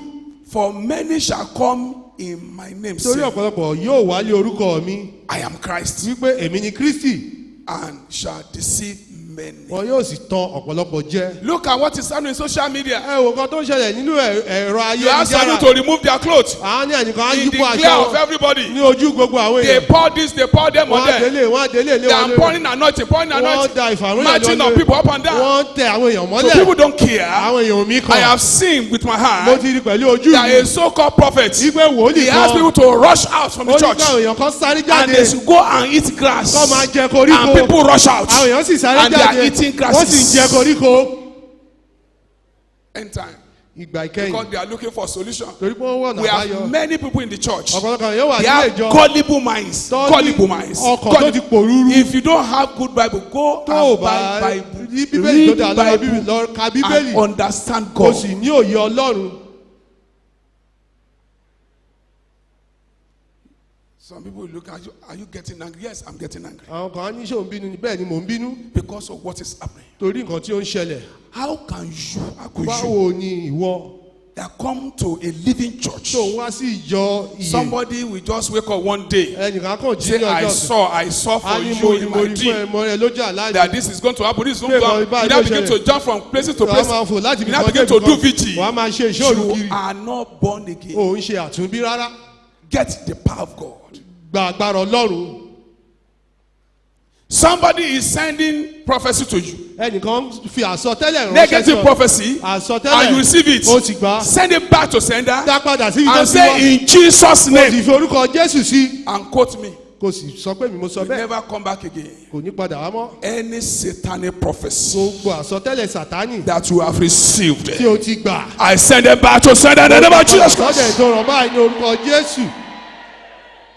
Jesus said, Jésù wípé and ye shall hear of wars ẹ̀yin yóò and rumors of war. ìdágìrì See ogun that ye be not troubled, kíyèsí kí ẹ̀yin for yóò má all ṣe these jáyà. things Pé must gbogbo come to nǹkan wọ̀nyí pass, tí ó lè but wá the mú- end wá is sí- not yet. ṣùgbọ́n òpin kì í ṣe nísinsìnyí For nation shall rise against nation, torí pé orílẹ̀-èdè and yóò kingdom jẹ́ against orílẹ̀-èdè kingdom, àti and there ìjọba shall sí be ìjọba famines and iyọ̀ pestilence àti and àjàkálẹ̀ earthquakes àti in ìṣẹ̀lẹ̀ diverse yóò wà places. nínú ibi púpọ̀ All these, gbogbo nǹkan wọ̀nyí all these gbogbo nǹkan wọ̀nyí are the beginning ní ìpilẹ̀ṣẹ̀ of sorrow. ìpọ́njú So what we are seeing now is just the beginning of ohun tí sorrow. àríbá ìpilẹ̀ṣẹ̀ ìbẹ̀rẹ̀ And that is ìpọ́njú why- ni. torí ẹ̀ Save yourself gba ara rẹ lànà from untoward generation. kúrò nínú ìran àrékérekè How do you save yourself báwo ló ṣe máa gba ara rẹ in lànà this untoward nínú generation? ìran àrékérekè yìí You are the one ìwọ ni that will save yourself. yóò gba ara rẹ là. Look at the answer in Philippians chapter 2. wo ìdáhùn nínú ìwé Fílípì orí ìkejì Look at the answer directly in Philippians chapter 2. ìwé Fílípì orí ìkejì How to save yourself bí o ṣe máa gba ara rẹ from this untoward generation. kúrò nínú ìran àrékérekè yìí Philippians chapter 2. ìwé Fílípì orí ìkejì Look at verse 12. wo ẹsẹ̀ kejìlá Wherefore, nítorí náà my beloved, ẹ̀yin olùfẹ́ mi as ye have always obeyed, gẹ́gẹ́ bí ẹ̀yin ti ń gbọ́ràn ní not ìgbà gbogbo as in my presence kì í ṣe only, nígbà tí mo wà lọ́dọ̀ yín nìkan but now much more in my ṣùgbọ́n absence. pàápàá nísinsìnyí tí èmi kò sí Work out ẹ máa ṣiṣẹ́ your own salvation ìgbàlà yín with fear yọrí pẹ̀lú and ìbẹ̀rù trembling. àti Work ìwárìrì out ẹ máa ṣiṣẹ́ your own salvation ìgbàlà yín yọrí with fear pẹ̀lú ìbẹ̀rù and trembling. àti ìwárìrì Work out ẹ máa ṣiṣẹ́ your own salvation ìgbàlà yín with fear yọrí pẹ̀lú and ìbẹ̀rù trembling. àti Work ìwárìrì out, ẹ máa ṣiṣẹ́ work out ẹ máa ṣiṣẹ́ your own salvation ìgbàlà yín with fear yọrí pẹ̀lú ìbẹ̀rù and trembling. àti ìwárìrì Although you are saved ó jẹ́ ti gbà now, nísìn you are saved, ó ti dẹ́ni ìgbàlà but you need to work out ṣùgbọ́n láti ṣe ìgbàlà yìí Work out. ṣiṣẹ́ lórí ìgbàlà yìí your salvation. ìgbàlà yìí Work out máa ṣiṣẹ́ lórí your ìgbàlà yìí salvation. ìgbàlà yìí Work yọrí out means ó túmọ̀ sí pé keep it, tọ́jú rẹ̀ maintain it, máa dá sí retain it, jẹ́ kí ó wà ńbẹ̀ handle it carefully má fi ọwọ́ yẹpẹrẹ mú because it is fragile. torí ó jẹ́ nǹkan tó lè jábọ́ That you are Ó fọ́. saved yesterday ipò dẹni ìgbàlà lánàá does not guarantee today kò ní ìdánilójú Say, work out. òun láti ṣiṣẹ́ your salvation ìgbàlà rẹ yọrí with fear pẹ̀lú ìbẹ̀rù and trembling. àti ìwárìrì That is, keep your salvation, máa tọ́jú ìgbàlà rẹ maintain your salvation, máa dá ìgbàlà rẹ sí retain your salvation, máa jẹ́ kó wà níbi tó wà handle your salvation with care. máa fi ọwọ́ yẹpẹrẹ mú Be careful the way you máa live. ṣọ́ra bí o ṣe ń ṣe It is very ó fragile. jẹ́ nǹkan tó lè ṣubú tó lè fọ́ To work your salvation láti ṣiṣẹ́ ìgbàlà rẹ is to keep your body under. òun ni láti fi ẹran rẹ sábẹ́ Keep your body under. fi ẹran rẹ sábẹ́ rẹ̀ Put it under subjection, fi sábẹ́ ara rẹ like Paul did his own. gbé ara rẹ So work out your salvation with fear and máa trembling. ṣiṣẹ́ ìgbàlà rẹ yọrí pẹ̀lú ìbẹ̀rù Is àti loaded with meaning. ó kún fún ìtumọ̀ What does it mean? kí ni ó túmọ̀ sí How can you work it out? báwo ló ṣe máa ṣiṣẹ́ rẹ̀ To jáde work it out, láti ṣiṣẹ́ rẹ̀ yọrí number one, àkọ́kọ́ keep your body under. máa tọ́jú ẹran ara rẹ Put it under subjection, máa fi sábẹ́ ìdarí like Paul did. bí Paul ṣe ṣe Look at what Paul did. nǹkan tí Paul ṣe 1 Corinthians. ìwé Kọ́ríńtì kínní 1 Corinthians. ìwé Kọ́ríńtì kínní Are you opening Bible at all? ṣe ń ṣí bíbélì rárá 1 Corinthians chapter 9. orí ìkẹsàn-án This is a year to open Bible. ó jẹ́ ọdún tá a gbọ́dọ̀ ṣí Look at 1 bíbélì Corinthians chapter 9. wo ìwé Kọ́ríńtì kínní I orí read ìkẹsàn-án from verse 24. màá kà á láti ẹsẹ̀ kẹrìnléníogún Know ye not ẹ̀yin kò mọ̀ pé that they which run in a race àwọn tí ń sáré je run all, gbogbo wọn ní ń but sáré one nítòótọ́ received the gbẹ̀yìn prize? tí ń gba èrè náà Even if you don't believe the Bible, àwọn tí ò bá tẹ̀ gba you bíbélì should be able gan to believe what happened yesterday. wọ́n gba nǹkan tó ṣẹlẹ̀ Thousands of people ran. ẹgbẹ̀rún àwọn èèyàn Only sáré one came first. ẹnìkan ló dẹni àkọ́kọ́ Were you here yesterday? ṣe wà níbàá lánàá. You are in Lagos? Ẹ wà ní Even if you don't know this one, bẹ́ẹ̀ tí ẹ̀mí léyìí. thousands may run. ẹgbẹ̀rún lọ́nà One ẹgbẹ̀rún will yóò come sáré. first. ẹnìkan yóò wá Say, know ye not bẹ́ẹ̀ yín kò mọ̀. that they which run in a Àwọn tí race ń run sáré all, ìje, gbogbo everybody wọn ń run, sáré, everybody, gbogbo àwọn èèyàn everybody. gbogbo àwọn èèyàn ń sáré. But one received the bẹ́ẹ̀ nìkan prize. ní gbẹ eré So èrè náà. run ẹ sáré that bẹ́ẹ̀ ye may kí obtain. ó lè rí gbà. And every man that strive for mastery àti olúkúlùkù ẹni tí ń jí is temperate in all things. jìjàdù àti borí ẹ máa Now they do it to obtain a corruptible crown, wọ́n ṣe é láti but gba we are adé ìbílẹ̀ incorruptible. ṣùgbọ́n àwa èyí I kì í ṣe ìdíwájà. therefore so run, nítorí náà bẹ́ẹ̀ ni ẹ máa not sáré as kì í uncertainly, ṣe bí ẹni tí kò dá so lójú fight I, bẹ́ẹ̀ ni èmi ń not jà as one that kì í ṣe beated bí ẹni tí here, ń lu afẹ́fẹ́ but I keep under my body. ṣùgbọ́n èmi ń pọ́n ara mi lójú I keep under ṣùgbọ́n my èmi ń body pọ́n ara mi lójú and bring it into mo subjection, sì mú asábẹ́ ìtẹríba lest that by any means, pé by lẹ́yìn tí any mo ti means, pé by lẹ́yìn any pé means, lẹ́yìn by any pé means, lẹ́yìn tí mo when I have preached to mo others, ti wàásù fún àwọn ẹlòmíràn I myself nítorí ohunkóhun should be kí èmi a cast tìkára mi má away. So ṣe if now ti one ẹnìta. may preach to others ó as túmọ̀ I'm sí pé àwọn preaching, èèyàn lè wàásù fún and àwọn at the èèyàn end of everything, lópin the gbogbo preacher can be cast away. oníwàásù yẹn á di ẹni If ìtanù it's that serious, káńpẹ́lẹ̀ ìbálẹ̀ how much báyìí more báwo wá the ní people that are hearing it? àwọn èèyàn tó ń gbọ́ For the mere fact that you see it, tí pé o tiẹ̀ ń rí for the mere fact you are saying it, pé o tiẹ̀ ń sọ it does not mean you are going to heaven. kò ní ṣe pé o lọ But sí when you ọ̀run keep your body under. àìgbà tó bá fi ẹran sábẹ̀ So tẹ́ríba as the listener are keeping their body under, bí àwọn tó ń gbọ́ ṣe ń so fi ẹran also the speaker must keep his body bẹ́ẹ̀ náà ni ẹni under. tó ń sọ náà láti fi If you ẹran don't keep it sábẹ̀ under, tẹ́ríba tí kò bá fi ẹran If you sábẹ̀ allow tẹ́ríba your flesh to overpower you, tó bá gbẹ̀ràn ààrẹ láyè kó the bù fellow ọmọlẹ̀ at the end of everything will ẹni be ló a pè cast gbogbo away. adẹni ìtanù Keep your body under. fi ẹran rẹ sábẹ̀ tẹ́ríba Keep your tongue under. fi ahọ́n rẹ sábẹ̀ tẹ́ríba Know what you will say as a mọ Christian nǹkan tí wọ́n yóò sọ gẹ́gẹ́ bí èèyàn for this untoward generation. fún àwọn ìran To work àrékérekè out your salvation means láti iṣẹ́ ìgbàlá rẹ túmọ̀ sí pé you disallow your flesh o ò ní gbẹ̀ràn rẹ láyè to rule your spirit. láti máa borí ẹ̀mí rẹ Don't allow your flesh má gbẹ̀ràn rẹ láyè to rule your láti máa spirit. jọba lórí ẹ̀mí rẹ Don't allow it. má gbà á láyè To work out your salvation wàá means, ṣiṣẹ́ ìgbàlá rẹ yọrí work out your salvation means ó túmọ̀ sí pé is running away òun ni kò máa sá kúrò from what Bible call besetting sins. kúrò nínú àwọn ẹ̀ṣẹ̀ Besetting sins. ẹ̀ṣẹ̀ tí o mọ̀ There are some sin Bible refer to as besetting àwọn ẹ̀ṣẹ̀ kan wà tí bẹ́ẹ̀ ní pè ní ẹ̀ṣẹ̀ tí o mọ̀ Besetting ẹ̀ṣẹ̀ sins. tí a mọ̀ Besetting ẹ̀ṣẹ̀ sins. tí a mọ̀ Look at besetting sin. ẹ wo àwọn ẹ̀ṣẹ̀ yìí Look at how Bible describe besetting ẹ wo sin. bíbélì ṣe pé Hebrew chapter 12 verse 1. ìwé Hébérù orí kejìlá He said, wherefore, ó nítorí náà sin we also bí àwa bá fi and compass about with so àwọn great a sọ́mọ̀ tó cloud kún of báyìí witnesses. fún ẹlẹ́rìí yí wa ká Let us lay aside every weight ẹ jẹ́ kí a pa ohun ìdíwọ́ gbogbo and the sí sin apá kan which dwell so easily àti beset ẹ̀ṣẹ̀ us. tí ó rọrùn láti dì mọ́ wa Easily beset us. tí ó rọrùn láti dì mọ́ wa And let us run with patience kí a sì máa fi sùúrù the race that is set before us. tí a gbé ka What iwájú is besetting kí sin? ni àwọn ẹ̀ṣẹ̀ tí ó rọrùn fún wa láti ṣe If somebody is a fornicator before he gave his life to Christ, tẹ́yìn bá ń ṣe alágbèrè tẹ́lẹ̀ wá fàyè I rẹ̀ fún mean Jésù satanically anointed fornicator. tó jẹ́ alágbèrè tó dájú ti People Sátánì that anything in the skirt they go for it. ìwé ni ohun kan lábẹ́ aṣọ ló ń lọ When fún you now become a Christian, your besetting sin will come from that angle. tó bá jẹ́ kìrìsìtẹ́nì ẹ̀ṣẹ̀ tó rọrùn yóò wá ní apá If you yìí are a liar before, you tó can bá tell jẹ́ like well, òpùrọ̀ tó parọ́ kan tẹ́lẹ̀ your tẹ́lẹ̀ besetting sin is lying. ẹ̀ṣẹ̀ rẹ tó rọrùn tó So rọrùn what fún you ọ láti dá enjoy ọmọ doing before you gave your life to ohun tí Jesus, ó rọrùn fún ọ láti máa ṣe kó tó fàyè it rẹ̀ means fún that you are Jésù vulnerable to it. ó túbọ̀ sí pé o jẹ́ràn They jẹ́sí call it besetting à ń pè sin. ní ẹ̀ṣẹ̀ tó rọrùn There are some Christians, Àwọn Kìrìsìtẹ́nì they don't kan wà. understand besetting sins. ẹ̀ṣẹ̀ tó rọrùn yóò That yé is why wọn they fall cheaply. torí ẹ̀ lọ́ máa ń ṣubú Check your diary.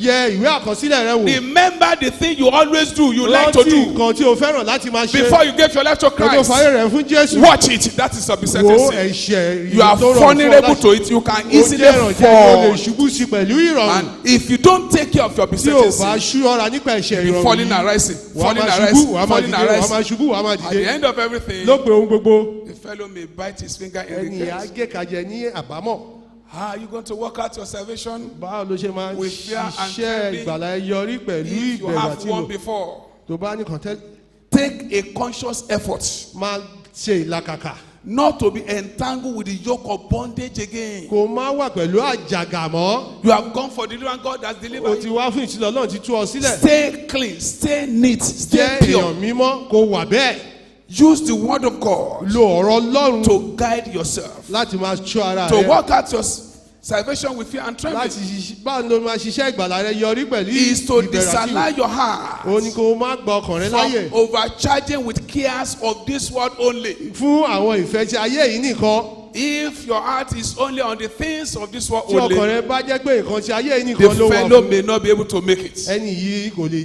ó lè má lè How wọ́jọ́ are bá you nù. going to work out your salvation with fear and báwo ló trembling? ṣe máa sọ pé o fẹ́ ṣiṣẹ́ ìgbàlà ẹ yọrí pẹ̀lú Take your ìbẹ̀rù àti- rest in the Lord máa sinmi sínú Olúwa that can never tí fail. ó lè kùnà Bible say rárá they that trust in the bẹ́ẹ̀ ni àwọn Lord tó gbẹ́kẹ̀lé Olúwa shall bleed like Mount wọn yóò Zion, dàbí òkè Síónì which cannot be tí kò lè removed ṣí but tá ò lè abide there ṣí forever. ìgbọ̀n tó dúró títí láéláé Trust God. gbẹ́kẹ̀lé Ọlọ́run There's difference between ordinary faith and trust. ìyàtọ̀ wà láàrin ìgbàgbọ́ lásán àti ìgbẹ́kẹ̀lé Let me give you a case study. ẹ jẹ́ n fún ọ ní àpèjúwe There's kan difference between ordinary faith. ìyàtọ̀ wà láàrin ìgbàgbọ́ lásán Faith we say, ìgbàgbọ́ á sọ wípé I need this microphone. mo nílò gbóhùnsókè It is mine. tí tèmi I must get it. òun láti If I gbà. don't get it, Tí ìbá gbà, I will not rest. mi ní I will sinmi. get it my màá first. gbà á pẹ̀lú lọ́nàkọ́nà Faith. ìgbàgbọ́ Whether what you like or what you don't like, Bóyá what God nǹkan wants tó for you, fẹ́ say, àbí I nǹkan need tó it, fẹ́. I need mo it. nílò rẹ̀ mo nílò I rẹ̀ must get it. Mo ń láti If rí it's gbà. 40 days fasting and Bó prayer, jẹ́ àwẹ̀ ogójì I ọjọ́ must ni. get this Mo microphone. láti gba I need gbóhùnsókè. it, I Mo need nílò rẹ̀, mo it. nílò That rẹ̀. is faith. eléyìí ní You ìgbàgbọ́ can use faith to get many o lè things. fi ìgbàgbọ́ rí But there's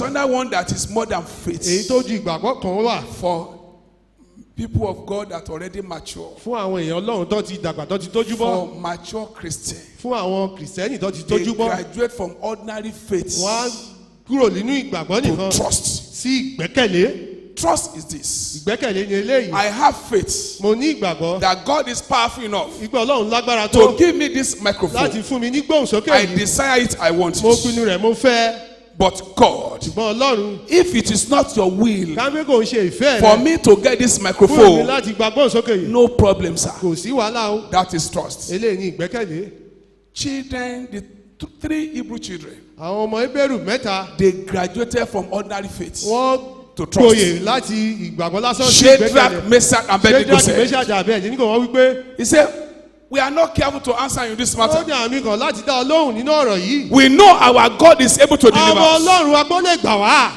That is faith. ìgbàgbọ́ ni eléyìí Shadrach, Meshach, and Abednego. Ṣédraki Méṣákì àti Abednego Young boys, ọ̀dọ́mọkùnrin young men. ọ̀dọ́mọkùnrin Say, oh king. ó ní ọba That was the most powerful king on earth then. ọba tó lágbára jù ní lórí ilẹ̀ ayé ń gbà But he yìí knew that the only thing that anybody can do is to kill the body. ó mọ̀ pé nǹkan tí ẹnikẹ́ni lè ṣe ni kó pa And ara they ẹran knew rẹ̀. that God can even raise the dead. wọ́n sì mọ̀ pé Ọlọ́run lè yí òkú He dìde said, oh ó king, ní ọba with due respect, pẹ̀lú ìbọ̀wọ̀ we are not careful to answer you in this a matter. ò mi kàn láti dá Ọlọ́run nínú We ọ̀rọ̀ know our God is àwọn able to Ọlọ́run deliver wa ó lè us. gbà wá If he wants to deliver Ó us, fẹ́ gbà wá. he is powerful enough to ó deliver us. lágbára tó láti gbà wá But even if he's not ready to deliver Bí kò bá us, tiẹ̀ múra láti we gbà wá. refuse to A kọ̀ bow. láti We are tẹ̀lé ready wa to pa. die. Àti múra láti That is faith eléyìí ni and trust. ìgbàgbọ́ When àti faith ìgbẹ́kẹ̀lé now graduated to trust, tí ìgbàgbọ́ bá kàwé tó bá gboyè tó bá di ìgbẹ́kẹ̀lé you have your rest. wà á ní ìsinmi rẹ You have rest. wà á ní ìsinmi They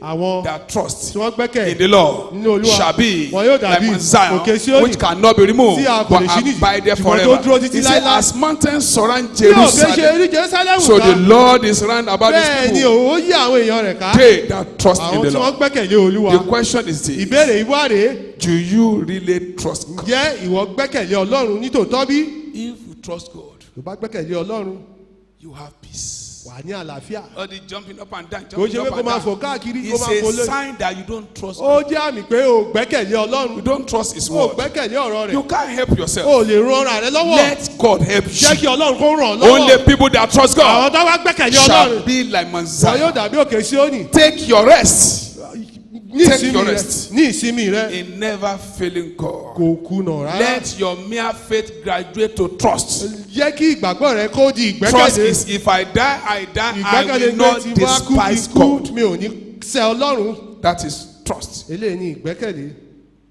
Working out your salvation with fear and trembling, ṣíṣiṣẹ́ ìgbàlà rẹ yọrí. involving setting your affection on things above only. máa lé ohun tó wà lókè nìkan. Set your affection on things above only. ohun tí o bá lé jẹ́ kí ó jẹ́ Set òkè your affection nìkan. on things above máa only. lé nǹkan tó wà lókè nìkan. To work out your salvation with fear and láti trembling. ṣiṣẹ́ ìgbàlà yọrí pẹ̀lú ìbẹ̀rù àti Constantly ìwọ. remind yourself máa rán ara létí ní ìgbà gbogbo. that you are in this world for a wípé while. o wà nínú ayé fún ìgbà díẹ̀. Do not lose sight of heaven. má ṣe jẹ́ kí ọ̀run kó kúrò ní You are ọkàn in rẹ. this world for a o while. wà ní ayé fún ìgbà díẹ̀. Don't lose sight of heaven. má ṣe jẹ́ kí wí ìtẹ́jú mọ́ Working out your salvation with fear and trembling ṣiṣẹ́ ìgbàlà rẹ jáde. is in how you conduct your business, òun ni bí o ṣe ń ṣe òwò rẹ. your conduct in your marriage, ní ìgbéyàwó rẹ. your conduct among unbelievers, ìṣe rẹ láàrin àwọn aláìgbàgbọ́. your handling technique around, bí o ṣe ń dì and ṣe what kan is coming out from àti you. nǹkan tó ń jáde ní ẹnu rẹ. Don't forget, má gbàgbé before we start praying, ká tó bẹ̀rẹ̀ sí ń gbàdúrà. we are here for a while. a wà ń bíbà fún ìgbà We díẹ̀ ni are o. here for a a while. wà ń bíbà fún ìgbà díẹ̀ ni. If you are not in service last Sunday, tí o bá wà nínú ìsìn ní ọ̀sẹ̀ tó I kọjá. recommend the message first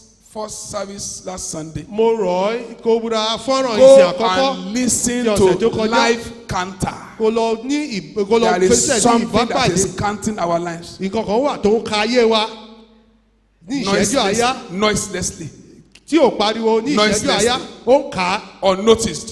ó ṣe Counting, kò sí àkíyèsí. counting, ó ń kà á counting, ó ń kà á counting. ó ń kà á. Since the time I gave that message, títí tí mo fi sọ he ìwádìí has yìí. counted 7 days ó ti ka ọjọ́ méje without telling anybody. láì sọ fẹ́nikẹ́ni. Today, lónìí by next week, Tó bá wá if di Jesus ọ̀sẹ̀ tó time ń is bọ̀. coming, he has counted another 7 days. ó ti di ọjọ́ méje. Before you know it, kó tó he mọ̀. finished counting this year. a tún ka ọdún We yìí enter tán. another year. Àwọn ọdún As èmíràn. he's counting, Bó ṣe ń kà we á. are moving closer à ń and súnmọ́ closer à ń and súnmọ́ closer à ń súnmọ́ to the grave. sí ibojì òkú. Please don't tell anybody. má sọ fẹ́nikẹ́ni o. That is the truth. òtítọ́ rèé. People don't want to hear it. àwọn èèyàn ò fẹ́ gbé ilé. Whether we like it or not. bóyá o fẹ́ àbí o kọ̀. Closer, ò ń súnmọ́ closer, ò ń súnmọ́ closer ò ń súnmọ́ to the grave. sí ibojì The òkú. only prayer you can pray àdúrà kan ṣo tí o lè is, gbà. I don't want to die before my time. wípé mi ò fẹ́ kú kí I àkókò mi will tó not tó. die before my mi ò ní kú time. kí àkókò mi tó Not tó. that you will not die. kò ń ṣe pé bóyá ò ní kú o. Closer, ò ń súnmọ́ Closer.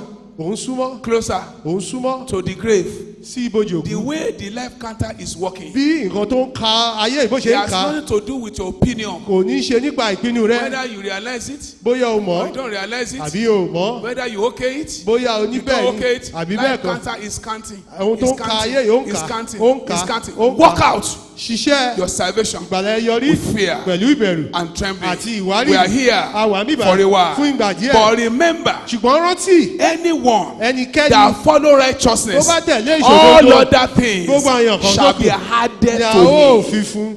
Bow down your head. tẹ̀rí rẹ bá Bow down your head. tẹ̀rí rẹ bá Talk to God. bá ọlọ́run sọ̀rọ̀ Talk to God. bá ọlọ́run sọ̀rọ̀. This is another opportunity àǹfààní ẹ̀míràn rèé to be alive. láti wà láàyè. Who are you alive in for? Who are you serving? ta ni ìwọ ń sìn ta Why ló wà are you láàyè fún alive? ta ló wà láàyè fún Why are you alive? lórí tó ṣe wà láàyè. What are you doing? What is the purpose for your life? kí ni ìdí fún ayé rẹ. Talk to God. bá ọlọ́run sọ̀rọ̀ Adjust yourself. tún ṣe àtúnṣe ayé Save rẹ. yourself this morning gbára rẹ là lówùúrọ̀ for yìí untoward generation. fún ìran àrékérekè. This is a generation ó jẹ́ ìran that people may sleep and never wake up. tí àwọn èèyàn lè sùn kọ́ má jí mọ́. Get power.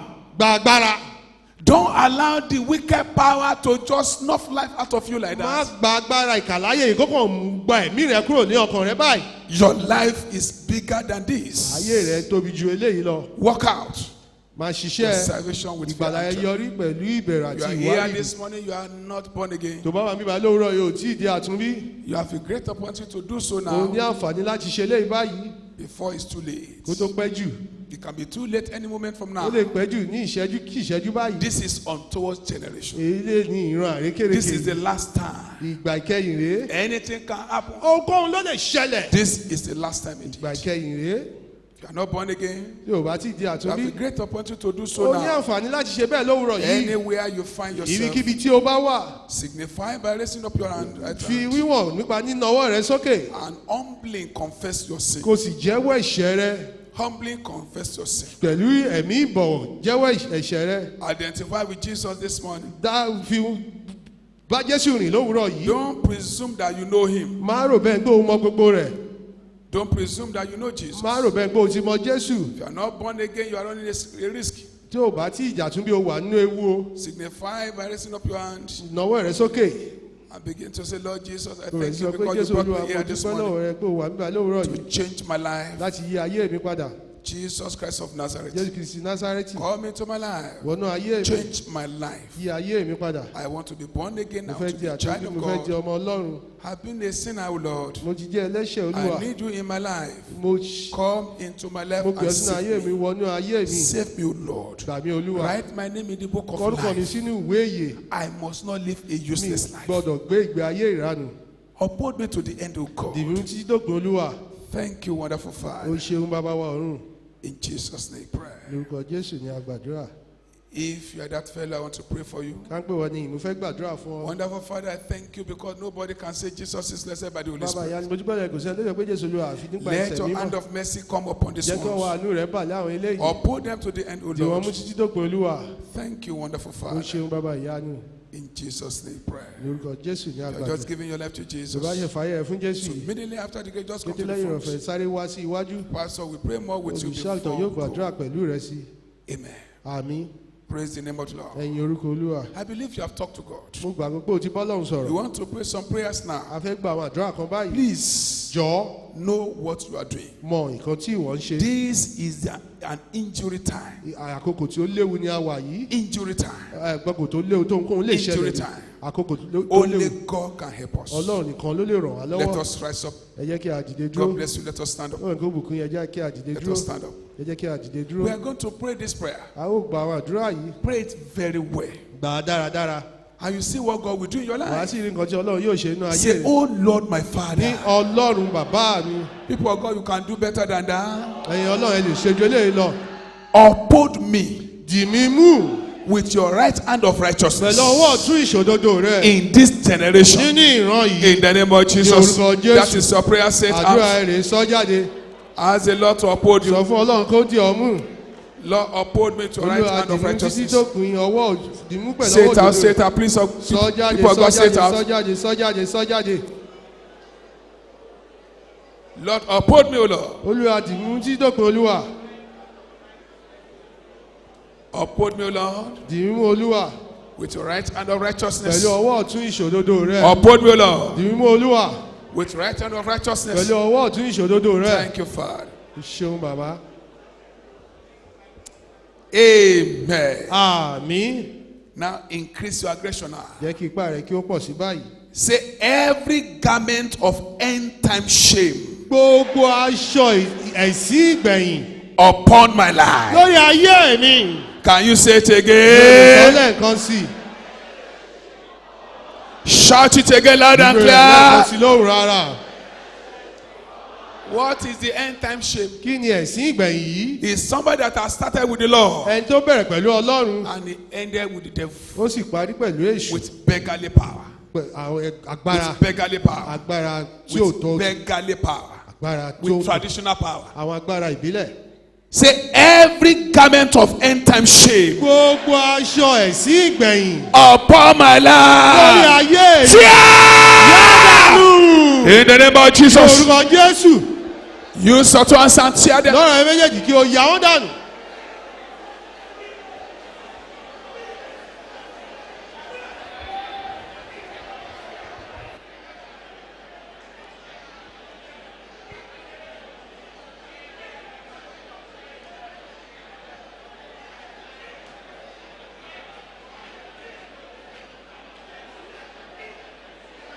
Say it out. Bẹ́ẹ̀ni bẹ́ẹ̀ni bẹ́ẹ̀ni bẹ́ẹ̀ni bẹ́ẹ̀ni.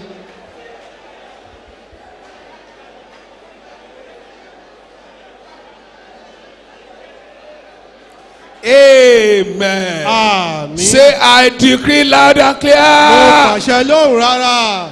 My today Èní mi. shall not destroy my eternity. Nípa ayérayé mi. In the name of Jesus. Lórúkọ Open your Jésù. mouth and say it. Lẹ́nu rẹ̀ kí o sọ. Say it out, say it out, say it out, say Sọ it out. jáde sọ jáde sọ jáde sọ jáde sọ jáde.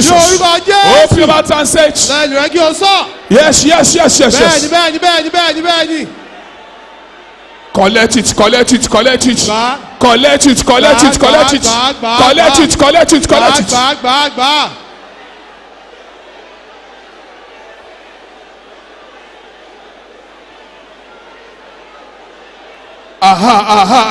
Receive the fire. Receive the fire. Receive the fire. Receive the fire. Receive the fire. Receive the fire. Receive the fire. Receive the fire. Receive the fire. Receive the fire. Receive the fire. Receive the fire. Gbà. Amen. Àmín. People of God, Ayé Ọlọ́run. after this time, Lẹ́yìn àkókò yìí. you open your mouth and begin to speak Bàbá bẹ̀rẹ̀ sí ń fèdè fọ̀. with the Spirit of God. Pẹ̀lú ẹ̀mí Ọlọ́run. You need to charge the battery of your life. Òun láti tú This ayé is rẹ̀ kó untoward tají. generation. Ìran àrékérekè. Untoward generation. Ìran àrékérekè. Untoward generation. Ìran àrékérekè. Demons saw Paul. Ẹ̀mí òkùnkùn He wọ́n said, rí Paul we know, Wọ́n rí Paul ní and àmọ́. Jesus we know. Jésù ní He said, àmọ́. who are you? Dání wọ́n ń ṣe.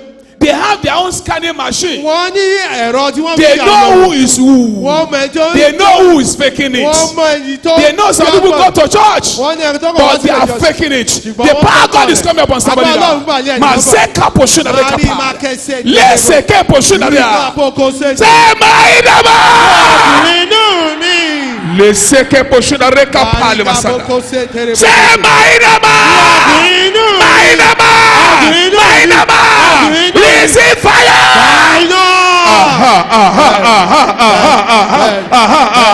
This is a serious business. This is a serious business. This is a serious business. This is a serious business. This is a serious business. Lucifer, Lucifer, Lucifer, Lucifer, Lucifer, Lucifer, Lucifer, Lucifer. You need it. You need it. You need it. You need it. You need it. You need it. You need it. You need it. You need it. You need it. Le seke poshuna rekapa.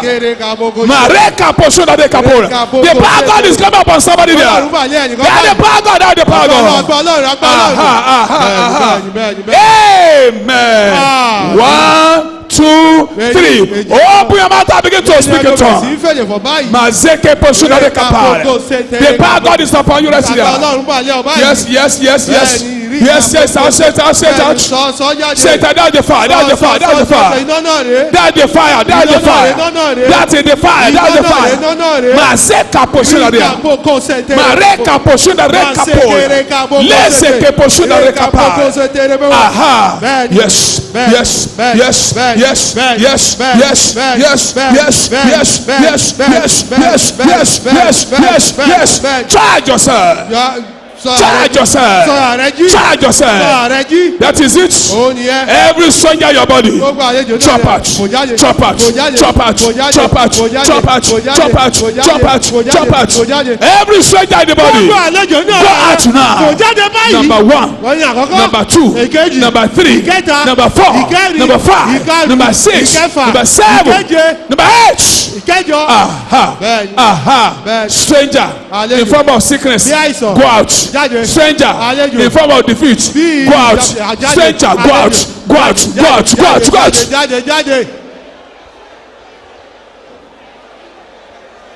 Oh, this fellow, the power of God coming upon you. There the power of God coming upon you. There the power of God coming upon you. Aha. Amen. Stretch forth your right hand towards me here. Mazeke poshuna rekapa. Leseke poshuna rekapa. Let the fire God come upon your hand. Come upon your hand. Come upon your hand. Come upon your hand. Come upon your hand. Come upon your hand. Come upon your hand. Come upon your hand. Come upon your hand. Come upon your hand. Lay that hand on your head and don't say anything. Stranger in this body, I challenge you by fire. Fire penetrate from the head. Number 1, 2, 3, 4, 5, 6, 7. Mazeka poshuna rekapa. Every stranger of darkness that want to kill you secretly, let the fire go. Push them out. Yes, Lord. bẹ́ẹ̀ ni Olúwa. Yes, Lord. bẹ́ẹ̀ ni Olúwa. Yes, Lord. bẹ́ẹ̀ ni Olúwa. They are the fire God. Àgbà They are the Ọlọ́run. fire God. Àgbà Ọlọ́run. They are the fire God. Àgbà Ọlọ́run. They are the fire Àgbà God. Ọlọ́run. Let the fire from your Kí hand iná láti ọwọ́ rẹ̀ enter into your head. kó wọnú orí rẹ̀. Every lunar attack, Gbogbo every ìdojúkọ, arrow of paralysis, gbogbo ọfà ìrọ́lọ́pàá every arrow of insanity, gbogbo ọfà ìsinmi, every arrow in your body, gbogbo ọfà inú ara jump rẹ̀. out Kò now. jáde báyìí. Evil covenant, break now. Májẹ̀mú ibi kan fọ́ báyìí. Break, Fọ́ break, fọ́ break, fọ́ break. fọ́. The power of God is upon four people Ọlọ́run now. balẹ̀ ẹnìkan That's báyìí. number one. Ẹni àkọ́kọ́. Number two. Ẹni ìkejì. Number three. Ìkẹta. The last fellow. Ẹni tó gbé. Fire, move. Iná glory. Yes, Lord. Bẹ́ẹ̀ ni Olúwa. Yes, Lord. Bẹ́ẹ̀ ni Olúwa. Every satanic loin, Gbogbo ìgbámú every Sátánì. satanic bench, Gbogbo satanic ọjà bench, Sátánì. you satanic bench, Ìwọ ọjà hear Sátánì. the word of Bọ́ọ̀lù God. Olúwa. Catch fire. Iná dà. Burn. Jọ Burn. jọ Burn. jọ Burn. jọ Burn. jọ Burn. jọ Burn. jọ Burn. jọ Burn. jọ. Yes, come out now. Jáde báyìí. Aha. Bẹ́ẹ̀ni Yes, Lord. bẹ́ẹ̀ni Olúwa. That sickness that want to kill you Àìsàn yìí tó fẹ́ is pa á. coming out. Ó ń jáde. He's coming out. Ó ń jáde. He's coming out. Ó ń jáde. He's coming out. Ó ń jáde. He's coming out. He's coming Ó ń out. jáde. Ó ń jáde. Aha. Look at this covenant. Wo májẹ̀mú yìí. Evil covenant. Májẹ̀mú ibi. Evil covenant. Májẹ̀mú ibi. Covenant with water. Májẹ̀mú Hear ibi. the word of the Lord. Bọ́ọ̀lù Olúwa. 1, 2, Èyí, 3. ẹ̀ta. Break now. Fọ́ nísìnyí. Yes, order. Bẹ́ẹ̀ni. Break. Fọ́. Release her. Tù sílẹ̀. Release her. Jù sílẹ̀. Release her. Jù sílẹ̀. Release her. Jù Let her sílẹ̀. go. Jù sílẹ̀. Kò fi lọ́wọ́. Let her Kò go. jẹ́ kí ó lọ. Release her and let Jù her sílẹ̀. go. Kò jẹ́ kí ó lọ. Let her go. Jẹ́ kí ó lọ. Aha. Bẹ́ẹ̀ni. Release her. Tù sílẹ̀. Release her. Jù sílẹ̀. Release her. Jù sílẹ̀. Release her. Jù sílẹ̀. Release her now. Jù sílẹ̀ báyìí. I'm waiting for that one to complete. Ó ń Release bọ̀ her now. Jù sílẹ̀ Release báyìí. this sister. Jù ara- Fire. Iná. Fire. Iná. Fire. Iná. Fire. Iná. Fire. Iná. Fire. Iná. Fire. Iná. Fire. Holy Iná. swallow. Fire. Ẹ̀jẹ̀ ni iná. Fire. Iná. Holy Ghost fire. Iná ẹ̀mí mímọ́ o. Aha. Bẹ́ẹ̀ni. Aha. Bẹ́ẹ̀ni. Aha. Order. Bẹ́ẹ̀ni. Order. Ẹ̀jẹ̀ Order. ni. Ẹ̀jẹ̀. Mazeka poshona Ee kapoko sẹ́tẹ̀rẹ̀mà. Thank you, Father. O ṣeun bàbá. Amen. Àmín. Father, I speak now. Bàbá mo gbàdúrà báyìí. The anointing of touch not. Ìfàmúyàn máa fọ́ kàn. Let it come upon you in the name of Lẹ́kọ̀ọ́ pàdé Jesus. ọba yìí ní orúkọ Jésù. Any power or personality Agbára kágbára ìdákẹ́dá. that dare to touch anyone Ó here fẹ́ tọ́ ẹnikẹ́ni bí. shall die for you to live. Kú fún ọ lónìí. In the name of Ní Jesus. orúkọ Jésù Kristi. Cover you the blood of Mo bọ́ Jesus. pẹ̀lú ẹ̀jẹ̀ Jésù. Thank you, wonderful O ṣeun Father. bàbá wa ọ̀run. In Jesus' name Ní we orúkọ pray. Jésù ní agbára àdúrà. Amen. God bless you. Come and remove your hand. Bàbá Ọlọ́run sọ̀rọ̀ kó tó lọ. What is that thing you want God to Ohun do tí o for fẹ́ kí you? Ọlọ́run tó Mention ṣe. it one by one. Dárúkọ rẹ̀ ẹ̀ẹ̀kọ̀ọ̀kan. The Lord is listening to you. Ọlọ́run fetí sílẹ̀ Ready sẹ́. to do wonders in your life. Ó fẹ́ ṣe ohun àrà náà ayé rẹ̀. Whatever you say will come to Ohun pass. tí o sọ yóò wá sí Say it ìmúṣẹ. out, say it out, say Sọ it out. jáde, sọ jáde, sọ Say jáde. it out, say it out, say it Sọ out. jáde, sọ jáde. In Jesus' name we pray. Ní orúkọ Jésù. Wonderful Father, King of Kings and the Lord of Bàbá Lords, we ìyá thank you. nọ́mbà wọn bá We thank you because you are the everlasting Father. àdúgbò tó kọ̀ ní ọba ayérayé. Lord, as we go from this first Àdúrà bá service, ṣe kúrò nínú ìsìn àkọ́kọ́ let yìí. your presence go with us in the name of Jesus Lọ Christ. ní orúkọ Jésù. I pray as we move out from here, Bá ṣe jáde kúrò bí the bàbá. Lord Almighty will be with you in the name of Ọlọ́run Jesus. yóò wà pẹ̀lú rẹ ní orúkọ This Jésù. week you will Ní do ọ̀sẹ̀ well. yìí, ó You will ṣe. move Ẹ ó forward. tẹ̀síwájú. You will increase. Ẹ ó You will pọ̀ sí. multiply. Ẹ ó lè sí. In the name of Jesus. Ní orúkọ Jésù. No accident, no Kò sí calamity, ìjàmbá, no kò sí disaster. àjálù, kò sí You will ìbàjẹ́. not be involved in plane crash. Ẹ̀yin wá náà kọ́ bá In ń the sọ̀rọ̀ name bàbá. of Jesus Ní Christ. orúkọ Jésù. Favor will follow you. Ojú rere yóò Favor tẹ̀lé. will follow Ojú rere you. yóò Favor tẹ̀lé. will follow Ojú rere you. yóò tẹ̀lé. Favor will follow Ojú rere you. yóò I tẹ̀lé. say favor will Ojú follow rere you. yóò tẹ̀lé yín. In the name of Jesus. Ní orúkọ Jésù. Favor will preserve Ojú you. rere yóò dá yín sí. Favor will provide for Ojú rere you. yóò pèsè fún yín. Favor will push you to breakthrough. yóò fún yín In the àná. name of Jesus. Ní orúkọ Jésù. Cover you the blood of Mo bó Jesus. pẹ̀lú ẹ̀jẹ̀ Jésù. Thank you, wonderful Father. Ó ṣeun bàbá ìyá. In Jesus' name we Ní pray. orúkọ Jésù ní agbàdúrà. The grace, Oore ọ̀fẹ́. grace of our Lord Ìfẹ́ Jesus Jésù Olúwa Christ. wa. Ìfẹ́ mọ̀ ti Ọlọ́run àti ìdàpọ̀ ti ẹ̀mí mọ́. Kí ó sọ̀kalẹ̀ fún bàbá wa gbé láti àti láéláé àmín. Surely, Tòótọ́. goodness and mercy Ìyá àdáni follow yóò máa tọ̀ us á lẹ́yìn. all the Lọ́jọ́ days ayé of wa our gbogbo. lives. Àwa yóò sì máa gbé lọ títí láé. Forever Àti and láéláé. ever. Àmín. Shout hallelujah. Hallelujah. Another hallelujah. Hallelujah. Mìíràn. A wonderful hallelujah. Ìyá ni. In the year 2020, Ní ọdún 2020. you are the Ìrọ̀lẹ́ best. tó dára jù. Love you. Thank Ẹ̀sìn you. fẹ́ràn gbogbo yẹn ṣé. If today is your first time or you have just given your life to Christ, please come to the front as our pastors are going to pray with you. All women should please go to the ground floor. All the women, please, you have your meeting immediately. Go to the ground floor, and the service is going to start immediately.